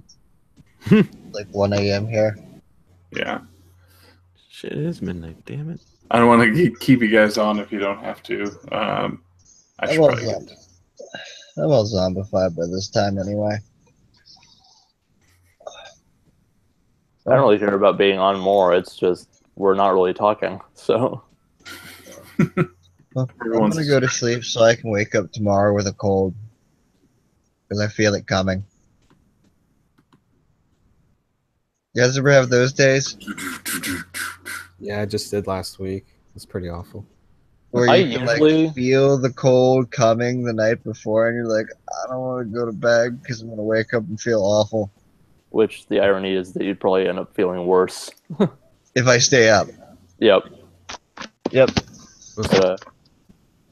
That's something that's funny because I usually get a cold or something when it switches over to winter, and I think it's just because of the vegan thing. I haven't gotten sick once since I went vegan 6 months ago. Actually, well, part of the things I did is like you try and get away from antibacterial soaps.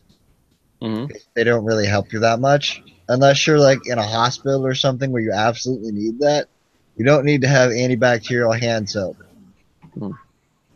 You know, because that's gonna kill your natural stuff too. You're better off just using pure regular ass hand soap.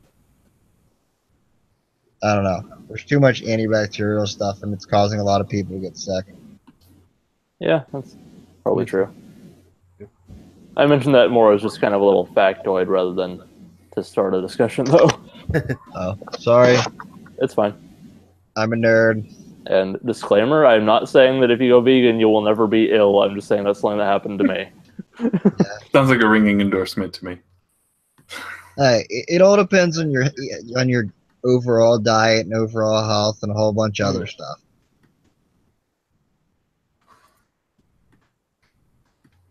Yeah. Anyway. Do you also not wear deodorant? What? I've had so one of the bands I like listening to, well actually it's two bands, but it's the same lead singer, but Citizen Fish and the Subhumans, they've made claims at their shows that I've been at that if you go vegan, you don't need to wear deodorant, and I don't believe that. That's false. Yeah. It sounds very much like it sounds very much like Steve Jobs at Atari, and everyone hated him. Have you ever seen that story? Nope. Where Steve Jobs used to be very much kind of a hippie, and he thought because of his vegetarian lifestyle, he didn't have to bathe as frequently or wear deodorant or anything. Yeah, dude, you end up turning into a dirty hippie if you do that. You don't want to be a dirty hippie. Yeah, the only concern deodorant-wise I've had is that like antiperspirants have like aluminum in them, and apparently that's not a great idea. So I'm going to look for an alternative to that, but I'm still going to wear deodorant. Deodorant's okay. Antiperspirants, no. Yeah. Because antiperspirants actually make me sweat more. Strange, but I can believe that. I mean, antiperspirants it's not natural to wipe aluminum in your armpits. No. Nope. They make Dove. Okay, ringing endorsement. This section brought to you by Dove. Dove Men Plus Care has a deodorant only, and it works great. Yeah, I use Dove, but it's the antiperspirant. Yeah, you can find them. You just need to dig a little bit more to find one that is just deodorant. Yeah, one of my crazy like vegan stereotype things that I've actually gotten into is like looking up how to like make my own products just myself. Oh, like make your own like soap. Not like bar soaps, but like just liquid soaps and stuff like that. You just get a bunch of body fat, right? Fight Club, Fight Club. Just get a bunch of body fat. Yeah. You can start jumping into liposuction clinics and doing big the fat. No, that sounds gross. You can use coconut oil for a lot of it, apparently. Yeah. Yeah, I know a whole bunch of people that go and like do the whole make their own cosmetics and all that stuff. Yeah, it's just because there's so much crap in them. Yep. I'm more curious about it than anything. I haven't switched everything over. The only one I've actually done is toothpaste, which worked better than I was expecting.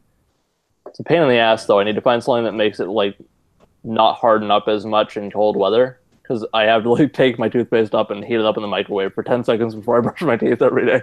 Just because my bathroom's cold. How do you make your own toothpaste? It's actually surprisingly simple. It's coconut oil, baking soda and just essential oil for flavoring, like peppermint. Yep, that sounds about right. Yeah. So like the only downside to that is that if it's cold, it's gonna be hard. You're gonna have to soften it up. Yep.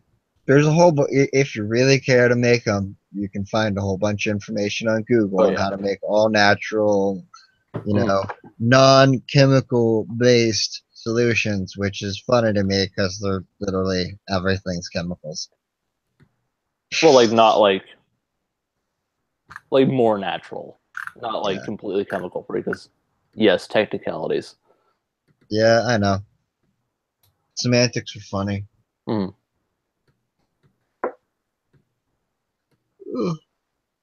Yeah, I'm not. I still use just store products until I figure out a replacement for each. Well, the biggest issue I have is it's like all that stuff is extremely time consuming. Yeah. Well, the toothpaste takes like 5 minutes, but still. No, but even still, like all this stuff ends up time consuming, and it all adds up. Mm. One thing I say, sorry, go ahead. If you were to go to like a more, how do I put it, a less consumer based, more, make all your own stuff, you wouldn't have time to do anything like play video games or anything else anymore. That's It depends on how you do it. Noticed. It depends on how you do it. Like a lot of the ones I've been seeing use a lot of similar products, so you get like similar ingredients. Like you get like 5 to 10 things, you have them all in a row, and then you can just like do them all at once. But I'm sure I will think differently once I actually start doing it for everything I use. Yeah, because there goes like a couple hours a week every week. But it's the same thing like if you want to do meal prep, it's just all time management. Yeah, I'm very bad at time management. I give myself these horrendous college schedules where I have math classes in the morning and then a bunch of other classes at night. Yeah. So I'm stuck on campus from like 8 a.m. till fucking 8 p.m. That's what you like, though, right? Yeah. It helps me stay away from my shitty roommates. See? Because then by the time I get back to the apartment, all I want to do is sleep. It's a win-win. Yeah. And it gives me all this time in between classes to like do stuff like play Nintendo Switch and homework, I guess. Maybe. Hey, homework.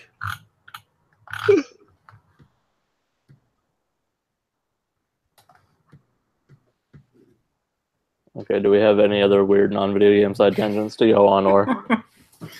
So what do you think's the first big game that comes out in 2018? Does anyone know? Like, because what the rumor for Red Dead's March, or is that May? I think it's March. The rumor, I don't know. at least. Let's see. Maybe Monster Hunter World? That might be the first big one. Yeah. I just don't know that that's going to take off in the States the way that every other Monster Hunter that's come over here has. Well, hasn't Monster Hunter always kind of half flopped over I here? think it's always more of a Japan thing, Yeah, it really is. Like, how do I put it? Like, over in Japan for a while there, like, they would sell stuff, people would buy stuff just to play Monster Hunter. Wow, it is Monster Hunter. That is the first big release. Unless you count Street Fighter V Arcade Edition. Dragon Ball Fighter Z? Yeah. Oh, you mean Street Fighter V, the 5th version of it we've made? Isn't it the second version of that? There's always Dissidia. But that comes out after Monster Hunter and Fighter Z. So they are, though, making changes to... So they added another, I believe, V-Trigger. So the mechanics of Arcade Edition are slightly different than... Shouldn't it be a 5-trigger? Yeah. No, it's the V-Trigger. Just like Street Fighter V. Yeah, perfect for the V. Or CCABC. I don't know. I gave up on Street File a while ago. Street File? Street File. I gave up on Street File a while ago. Okay. Yeah, I gave up on Street Fighter when they started releasing 10 versions of each game. So immediately. I think I have one version of Street Fighter, one or two versions of Street Fighter 2, and like one version of Street Fighter 4, and I'm like, nope, I'm not buying more of these. You're just re-releasing the same game every year. And people keep buying it. Well, it's because it is still considered the #1 fighting game, and tournaments that run it, they will only run the newer version. So people, if they want to continue playing Street Fighter, they will have to buy the newest version. In Capcom, they do make their changes. They do make their changes to the game, so it's not the same game. You have to learn it. They do balances, and they add more characters. So, it's. I don't know. I'm not in the whole tournament scene. I pretty much ignore the whole competitive tournament type scenes. My only thing though is I don't even know if that Dragon Ball game is going to do hot. Most fighting games these days, is the fighting game scene isn't the same. The hype, I mean, watching it's always fun, but like I think people enjoy spectating more than going out and buying it. Well, that's also because like the skill level you have to do to even get into that type of play. Yeah, it's very You intimidating. have to sit there and spend 15, 20 years of your life just to even start getting into that. It's just very intimidating. And people don't want to. That's how do I put it? To me, learning fighting games to the level that the people in tournaments play them at is probably about the same type of like turn off as like most people wanting to learn calculus. Or most people's opinion I'd rather spend all day learning a fighting game mechanic than ever touching calculus. I'd rather do the opposite. That's why people bitch and moan about the microtransactions and the outfits, but that's the only thing keeping like fighting games alive these days are the DLC, and because that's the only way to get people to keep coming back to playing the games. It's just how it is for fighting games. That's why they have their season passes, because games don't sell as well, but the people who do play them will continue to buy these season passes. And that's how I think Street Fighter V disappointed right off the bat.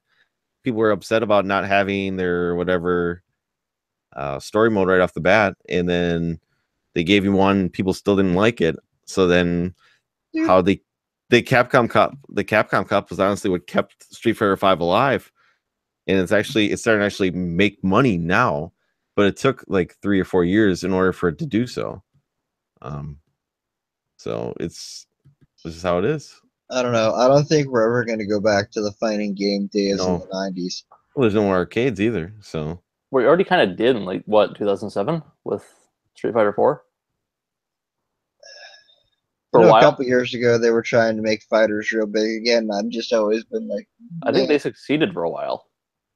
They did. Tempering off again. It very much is tempering off, and tempering. I mean, is the right word to use there, but whatever. No, it's. I mean, I think they still draw well for like Evo and everything. People tune in to watch that stuff. I know I do. You see ESPN when ESPN's broadcasting, you streaming. Yeah, it's definitely brings in. And Disney too, I think, is streaming Evo. But it's, I don't know. I love playing fighting games. I think it's fun. I know. I don't know. It's just one of those things. I like playing the multiplayer. The problem is no one will want to play them with me, so I don't play fighting games. Yeah, my problem is whenever I find someone that wants to play fighting games, they're either really, really fucking bad, so I stomp the shit out of them, or the other way. Yeah, to the point where it's like, okay, you either find people that are really bad so you can button mash, and all they can do is button mash, and like, whatever. Usually what I find is I keep fighting people, kept facing people that would just do cheap shit over and over and over again, and I just like, because I don't understand how all the fighting mechanics work. I don't understand all the characters and everything. I don't understand all of it. That'll be all about waiting and putting in the time. That's all it is.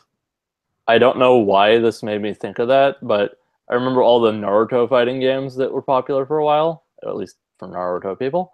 But I played it, a couple of them, and every time you'd go online for one of the fighting game sections, it would be Rock Lee punching you in the face every freaking time, and Rock Lee was always the cheapest character to play as. That's It's the like- problem with most. Any game that has like a Bruce Lee analog character in it. I was gonna say any game that is, I would say mostly NetherRealm has this. They're mostly their fighting games. So your Mortal Kombat's and your Injustices. There's always spammers. They always have guys, and that honestly with lag kills any fighting game online because people get so frustrated by. And the most recent example that I remember seeing with Injustice 2 was with Deadshot, because people just sit back and camp and just basically Deadshot or even- Deathstroke? it was Deadshot. Okay. He, I didn't know he he was in it. was he all Weird. people do, and the guys, it's called, like, the pros were even doing it, where people are getting incredibly frustrated, so people were dropping out of it for a minute there because they had to do patches for it in order, to make people happy. But it was bad for a while, where everyone would just play it the same thing and then just camp out and shoot, so you couldn't get anywhere inside them, and there's nothing fun about watching campers. Weird. Mhm. They have a sniper in a fighting game. That's a strange choice. All of his attacks are shoot a gun, so it's Exactly. Reminds me of that Terrace Kasi review by In Your Video Game Nerd, where it's like, why everyone has freaking range weapons and you have a fist with your main character here. Mhm. Or that lightsaber where you can smack your enemy 100 times with it and they don't even get burned. Actually, the funny part is, in canon, I'm not joking, there is a canon example of lightsabers not cutting people, because you can have a training saber or put it into training mode where it will just bounce off of something. Yeah, but still. Yeah. I know, I just think that's funny that they added that in, and you can adjust its height. They never do that in the movies. No, but they did in the Star Wars Rebels cartoon. Canon now, bitches. Yeah. I don't know. No, it's not super important, but it is funny to see that finally acknowledged. Speaking of Star Wars, I mostly enjoyed the movie. Mhm. However, I hear from my friend, and he's like super critical about it, and he pretty much just straight up hated it. It's a divisive movie. Yeah, what I've noticed is you either like the movie or you straight hate it. There's no in between, really. Weird. Musty, would you say there's been in between in our Star Wars chat on Twitter? Yeah. Oh yeah. Okay, A good. little bit in between. There's been in between. There's been healthy discussion. Yeah. And There are unhealthy some- discussion. Yeah, Yeah. like I made the comment, like I made the comment about Chris prefacing his stuff. I wasn't was going to name prepared. names, but I wasn't prepared. Oh, if he watches it, it's fine. Yeah. Prefacing his stuff by saying, I really wanted to like this movie. There's a lot of people that do that, which is irritating. I just don't understand why that makes what you're about to say carry any more weight than anybody else. It doesn't. And that was what I wanted. I think in the moment, that's what I kind of wanted to say, but I wasn't ready to pick that fight or to see what he would come back with. Yeah. Well, I don't necessarily have a problem with him. It's just he made a lot of weird points that I don't quite understand. That's fine. mm, Everyone can like what they want to like. Yep. Me, as somebody who enjoyed the movie, I just don't want to be criticized by somebody who didn't enjoy the movie Really? for liking the movie. Yeah. That's not necessarily. And none of that has happened. Yeah, None of it's that has happened. oh, yeah, I know people. Unless you got a lot of things to say to you. But whatever. I am not saying that this movie is without fault. no. Oh, dude, there were a lot of things in the movie that just made me go, what the fuck? Yeah. Reminder that this is not spoiler talk. That was last week. Oh yeah, I missed most of that. I honestly love Kevin Smith's last two discussions. He does have the gift of gab if you ever listen to Kevin Smith, but he does his 90-minute review for The Last Jedi. I thought it was really good. And he sits down with his buddy Mark, and he gives him he talks for like 20 minutes. Then they both discuss like the things they like and the slight things they didn't like. But I always like what's it called. I like their ideas basically, not ideas, but I just like their discussions basically. So. It's Kevin Smith. Bill said that he does have the gift of gab. It's funny because he plays a character where he doesn't talk in most of his movies.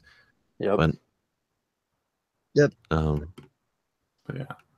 I thought his I last mean, I think sessions were good. so. Sean and I were talking earlier tonight because we popped into Overwatch for a little bit about how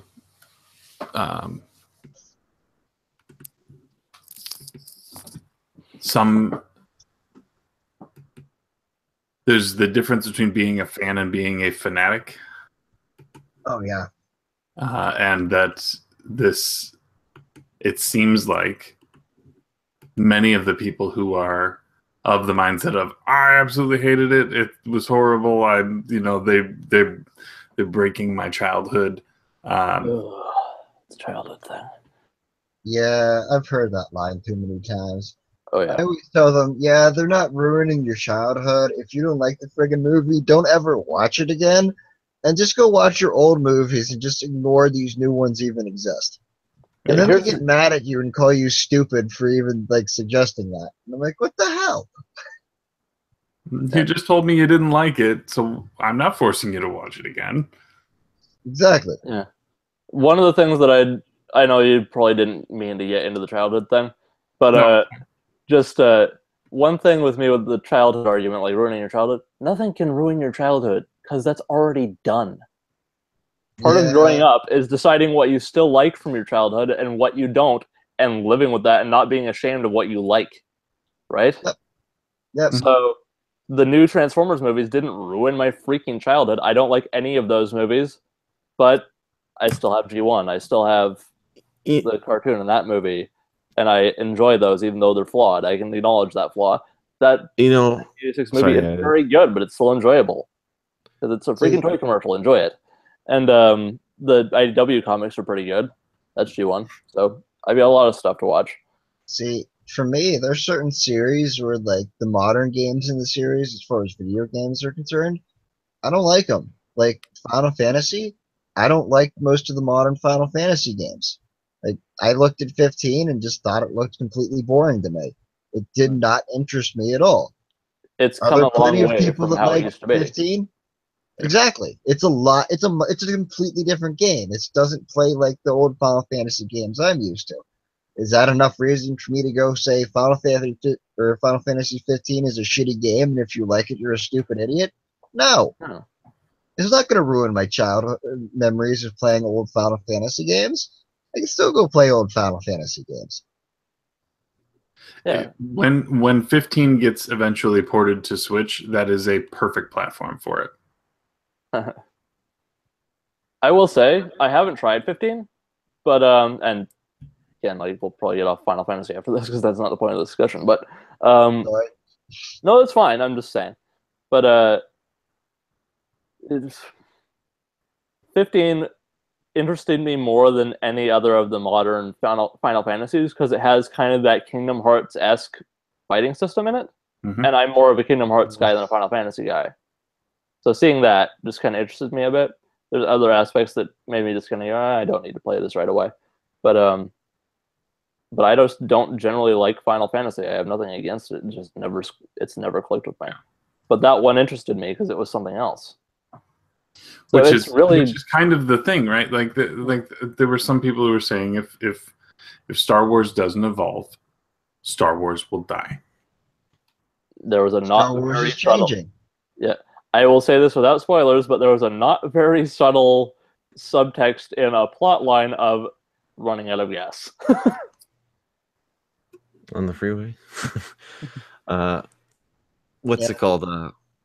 one thing that I liked from the Kevin Smith discussion with his buddy Mark, and his buddy Mark said, he goes, I'm a huge fan of the Star Wars movies, but every single one of the movies has a flaw in it. It's there's not a perfect Star Wars movie. Everything, even in Empire, which he says is his favorite, I believe he said it was his favorite. He goes, I've napped through a couple of times where Luke is training with a Muppet on his back,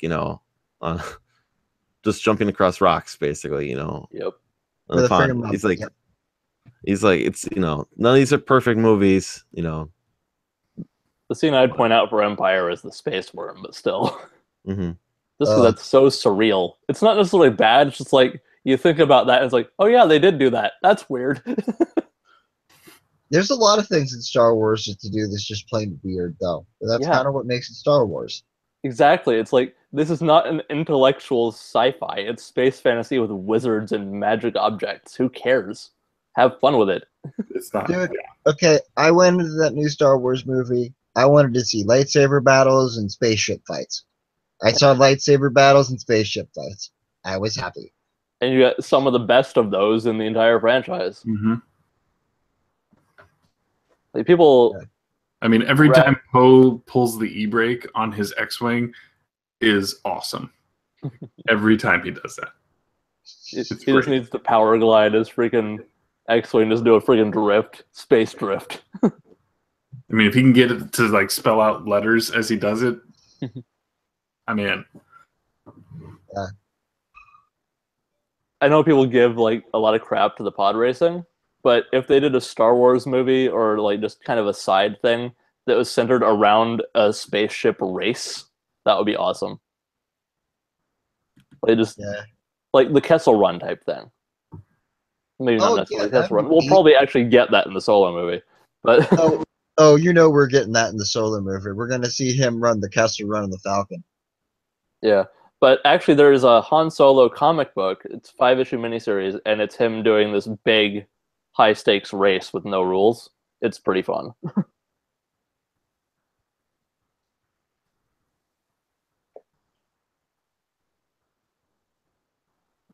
Yeah.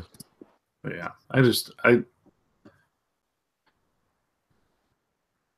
don't worry. They're gonna make what's it called. Disney is not too concerned because I think here's another point relevant to the Kevin Smith, Mark talk.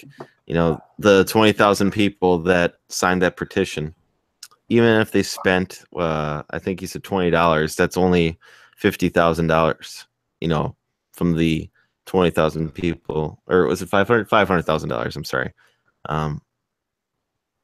What's called? This movie's made already, I think, $800 million. So, and they're probably more likely going to come back for the next movie too. So, even the people, this is referring to the people who want Episode 8 removed from the canon. Yeah, it's not happening. Which is ridiculous. Dude, you could go to Disney with $1 billion, and Disney would probably just laugh at you, tell you no, and tell you that you're going to get a Star Wars movie every year for the next decade. Mm-hmm. And ha ha ha, deal with it. Yep. Everyone will have fun watching new Star Wars movies, except you. You can have fun hating new Star Wars movies. Well, it's cool to hate stuff right now. It's pretty much been cool to hate Star Wars for over a decade. At least in terms of the prequels and all that. Yeah. So now it's just going on into the new movies because it's not friggin'. It's not the originals. Yeah. Except the exact complaint that everyone had about The Force Awakens was that it was too much like the original movie. And then they made something completely different. And then this one is not enough like any of the previous. Yeah, and now everyone's opinion's like, oh, I loved Force Awakens when it came out. It was exactly like the originals, but this stupid movie, it's like, that doesn't seem like what you said originally. I think everyone changes their mind every time something comes out. Yeah, or every time some internet critic makes some video and complains about something. Then you see like a friggin' horde of people that are spewing the exact same thing that the one guy said on YouTube. Yep. Red Letter Media. Not looking forward to that review, and everyone regurgitating the same points after he does that video. I think also this movie is also overproduced what Disney expected it to, because they were expecting it to do 20% less than sales. I think, at least especially the first opening week, compared to Force Awakens, because it's a sequel. Most sequels don't really outperform Fair. the first one, and it's overproducing what they thought it was going to do. So, But they marketed it so heavily, Mhm. like It's Disney. right. I'm not Disney. saying I'm not talking about what they're marketing or who they're marketing or how they're marketing, but they did. It sounds like, from what I had read from some of the people in the chat, that they finished early enough that they could just go into full marketing mode, right? Yeah, there was no reshoots needed for that movie, Right. in I their also opinion. I don't believe Solo's coming out in May, especially a week after Avengers. I believe it. They There's would have no way. changed it by now. Why would they put two movies together a week away from each other, especially one that's more likely going to make one's going to for sure make an absolute ton of money. Because here's the thing with Disney movies and those movies specifically, not everyone is going to see both of those movies in the theater, but the people that do like both of those franchises are probably going to go see both of those in the theater. Yeah. I just want to see them doing against their own competition. But they don't have to compete. Yeah. Yeah. I could have gone and seen Thor the same day I went and saw Star Wars. It didn't come out that same week, but still. It came out like a month prior to it, though. Yeah, I know, but I'm still saying, like, them being on the same docket for a day is not going to destroy anything. You think they're actually gonna expect it to bomb like the articles have been saying that I've seen today? They could be expecting it to, but you know what? It's gonna be good, actually.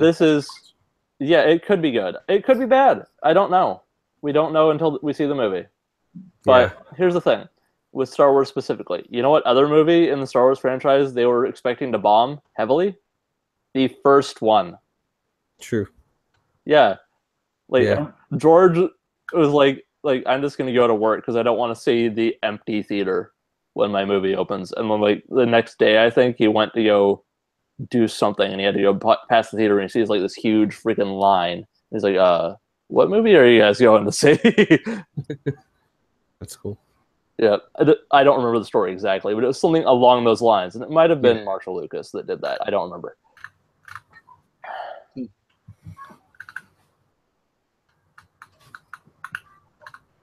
There's a video that I posted this in the Star Wars chat, but I'll just mention this in general. There's one that how Star Wars was saved in the edit. It's pretty interesting actually, because that movie looks like it would have been absolutely terrible. We wouldn't be having any of these discussions if that rough cut came out. What, the original movie? Yeah, the one where Luke was introduced before the droids even got launched out the escape pod. And he was looking up at the sky and the battle going on, and he had a little stick droid named Treadwell that was malfunctioning. And then he had like 2 conversations with Biggs intercut with the space battle. It's like, oy, it's not good. Oh boy. Yep. And they were not well acted scenes either. That's not a critique. Like, Star Wars has always been stupid, even though it already kind of has. But it's like, yeah, these movies can be changed in the edit. That's for any movie. I think part of it also is like part of it has to do with the age some people see it. Mm-hmm. Like I think a lot of the people that are hating on it so much is like a lot of the old Star Wars fans I noticed hate that movie. Hate it. Oh yeah. Yep. And that's not universal, obviously, but I did see this once or twice in our chat, but I'm not talking about anyone specifically. It's a wide criticism that I see. Like, everyone's like, I'll just watch my VHS, like I always have. And it's like, well, okay. If you're still happy just watching your old VHS tape, and you always have been, then maybe these new movies aren't for you. Yeah. Then they're missing one of the major messages of this movie. Move on. Yeah, let go. Like, well, I can still watch the originals because I prefer those over the new cuts. Yeah, I it's don't not like not saying the those edit. don't have a place. But you know, Yeah, No. quit living in the past, trying to like hold these things up as being the perfect. only good ones. Yeah, but I have a controversial Star Wars opinion. If like, there's a lot of people that I've seen, not actually not in our chat this time, but just in general, like you'll see people going on like they don't like the new movies, and some people go on like they didn't even like Return of the Jedi, and some didn't even like Empire. It's like if you didn't like anything after the first one or two movies, maybe you're just not a fan of the franchise in general. Maybe you're just a fan of one or two movies. And you're not into it as a franchise. That's totally fine. It doesn't invalidate your opinion on Star Wars, but maybe you should just be happy with that because you haven't been happy with anything else. Well, Stop expecting it to please you when you haven't been the audience for 30 years. I'm gonna give this one another try. Like, Yeah. It's like, yeah, that's totally fine. I'm not insulting you, but it's like it's frustrating to hear these people. It's like I haven't liked it since Empire. It's like, then why are you going to see these things? That's a good point. why are you wasting your money? Yeah, why are you wasting your money? Why are you wasting your breath? Why are you wasting everyone else's time that's just trying to enjoy the damn movie? Because let's be honest, Disney, at the end of the day, you know what Disney's going to look at? You think Disney's going to care what the internet says? No. Disney's going to look at how much money they made off the movie and base their decisions off of that. Yeah. And on it's printing money. On a corporate side, that's very true. I do want to say, because a lot, and this is not, you're not wrong at all. But I feel like a lot of people online focus on the Disney aspect. It's Lucasfilm owned by Disney that is making these movies. And everything I've seen, when you go see a Lucasfilm person or anybody, even the most casual of business people talking about Star Wars on a TV spot, everyone that is working in this loves Star Wars. Like the most passionate people you've ever seen. Yep. It's like everyone loves this stuff. Make it about how Disney's being evil. Yeah, it's like people get into making Star Wars movies because they love Star Wars movies. More often than not. You know what the best way to make money I don't is? like this series, so I'm gonna take it over and do it myself. Yeah, it's like they don't care. It's like, yeah, everyone cares. Well, it's not everyone, but you know. Well, I guess it's the same type of people that would sit there and watch wrestling and then complain about how much the wrestling sucks every week. Pretty much. I know quite a few of those, and I'm literally just like, why or any other sport. Literally any sport. Why are you still watching if all you do every week is watch this and then bitch about it? Yeah, it's like you could find more enjoyable ways to spend your time unless you're just masochistic. Yeah, the sports team thing. It's like, my team sucks. Then why do you keep watching them? Because they're my team, damn it. Like, okay. Well, there's a lot of invalidating that point. It's just kind of a thing, you know? See, there's one thing when people talk about sports teams that bugs me. It's when they're talking about the sports team with a we. As in, we did this. I'm sitting here thinking, no, you sat and watched them on TV. The team did that. But then again, like... Yeah, that's a community type thing, which is fine. Yeah, but it's self-identification, and it's, I do get what you mean, though. But to me, it's just, like, mind-boggling how that works. It doesn't... Like, I don't know. It is a little odd, but it's not invalid. I understand where they're coming from, but it also, to me, says that, like, you don't understand the actual meaning of we. Yeah, it's like these are some of the same people that will, like, if their team fails, they feel betrayed, and they're like, like, they betrayed them specifically, and that's how that gets dangerous. Like, just having fun as a community aspect, that's fine, obviously. Like, a lot of that comes back to Star Wars, where a lot of these people that are having problems with it feel like they've been betrayed, or it's not their Star Wars, like they have any say or anything. I think, well, that brings me to one of the biggest things I have, one of the biggest issues I have with, like, I guess which would be, like, social media and everyone having a voice is you have a lot of people that, like, everyone's opinion's supposed to be valid. Everyone's opinion is not valid for everything. There are a lot of things my opinions are complete garbage at. And hopefully when you notice me speaking something where my opinion's obviously garbage, you mostly ignore me and move on. At least that's what I hope people do. I don't think your opinions on math are garbage on math are garbage, but I still ignore you when you talk about See? That too. them. Sorry. Okay, so we managed to find 45 extra minutes of conversation. Of random Yeah, bullshit. Yeah, it's like, oh, I think we're done. Oh, Star Wars. We can find something to Well, and bullshit every about week for with another Star hour. Wars talk. Maybe we should have started this stock before we started talking about soap. Yeah, we're gonna tune everybody out. They're like, "What the fuck are they talking about soap and vegetarianism and all this crap for?" Homemade deodorant. Yep.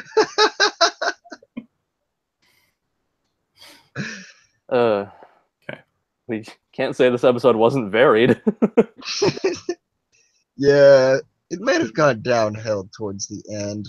Sorry, viewers. There's two of them. The two people that listen to these things. Hey, Joe is one of them.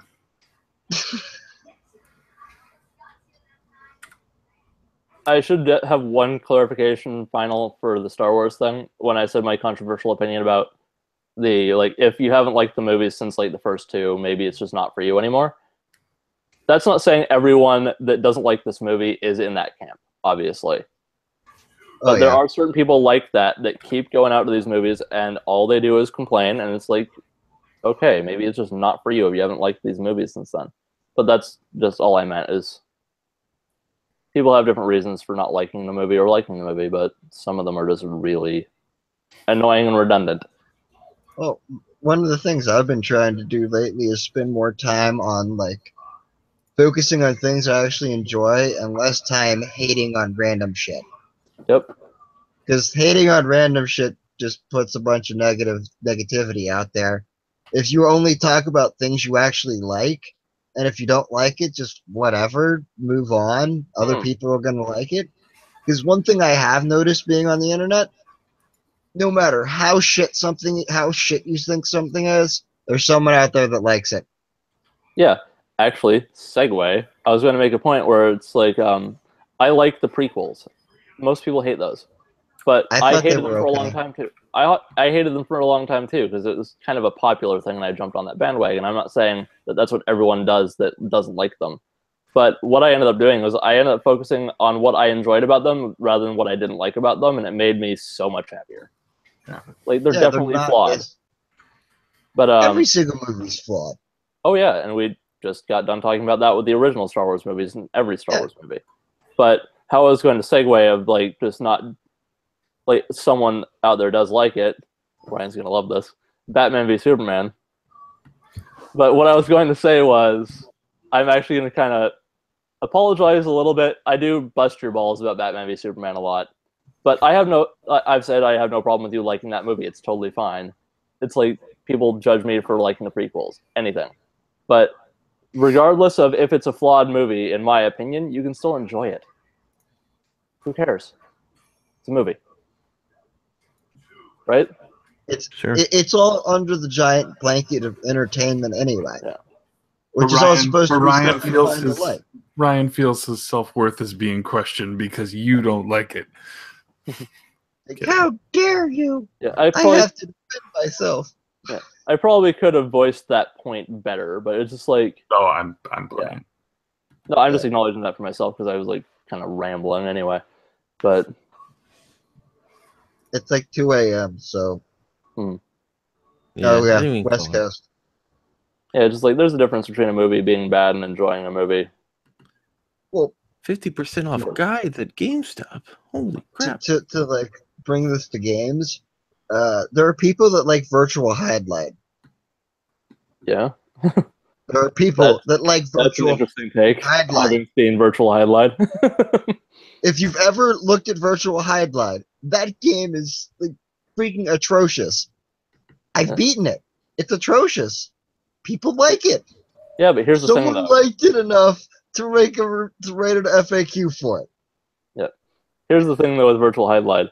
I didn't actually play it myself, but I watched a friend play it for the first time. It was glorious because, did that tree just move? What the hell's happening? Yes. Yes, it's It's a really glorious. fun game to see people play for the first time that have never seen it before because it's so batshit insane. It's so stupid. And the way he runs is just friggin' hilarious. Yeah, but it's like there's entertainment in the extremely flawed video game, right there. It is one of the worst video games I've ever played. It is literally one of the worst video games I've ever played. But it's hilarious. Guys, Yeah, can we call it a night? Yep. Seriously, Yeah, we're done. it just seems like we can't get off this loop here. Yeah. Sorry. We're on a loop of crap. Let me off this crazy thing. I mean, if you two want to keep going, you can, but I think I'm going to No. cut the broadcast. I just made a Jetsons reference. I think we're finished. All right, everyone have a happy new year, and we'll see you on the 2nd. Yeah, for pre-Bagfest stream. Sure, we can For you? talk about Yes. the convention that is not a convention. It is a You could call it. You could call it's it a festival. unconventional. It's a festival, not a convention. Fair enough. See you next year. Yeah. Bye. See you All right. in the future. Cutting the broadcast. You guys have a good night. You too. Yep.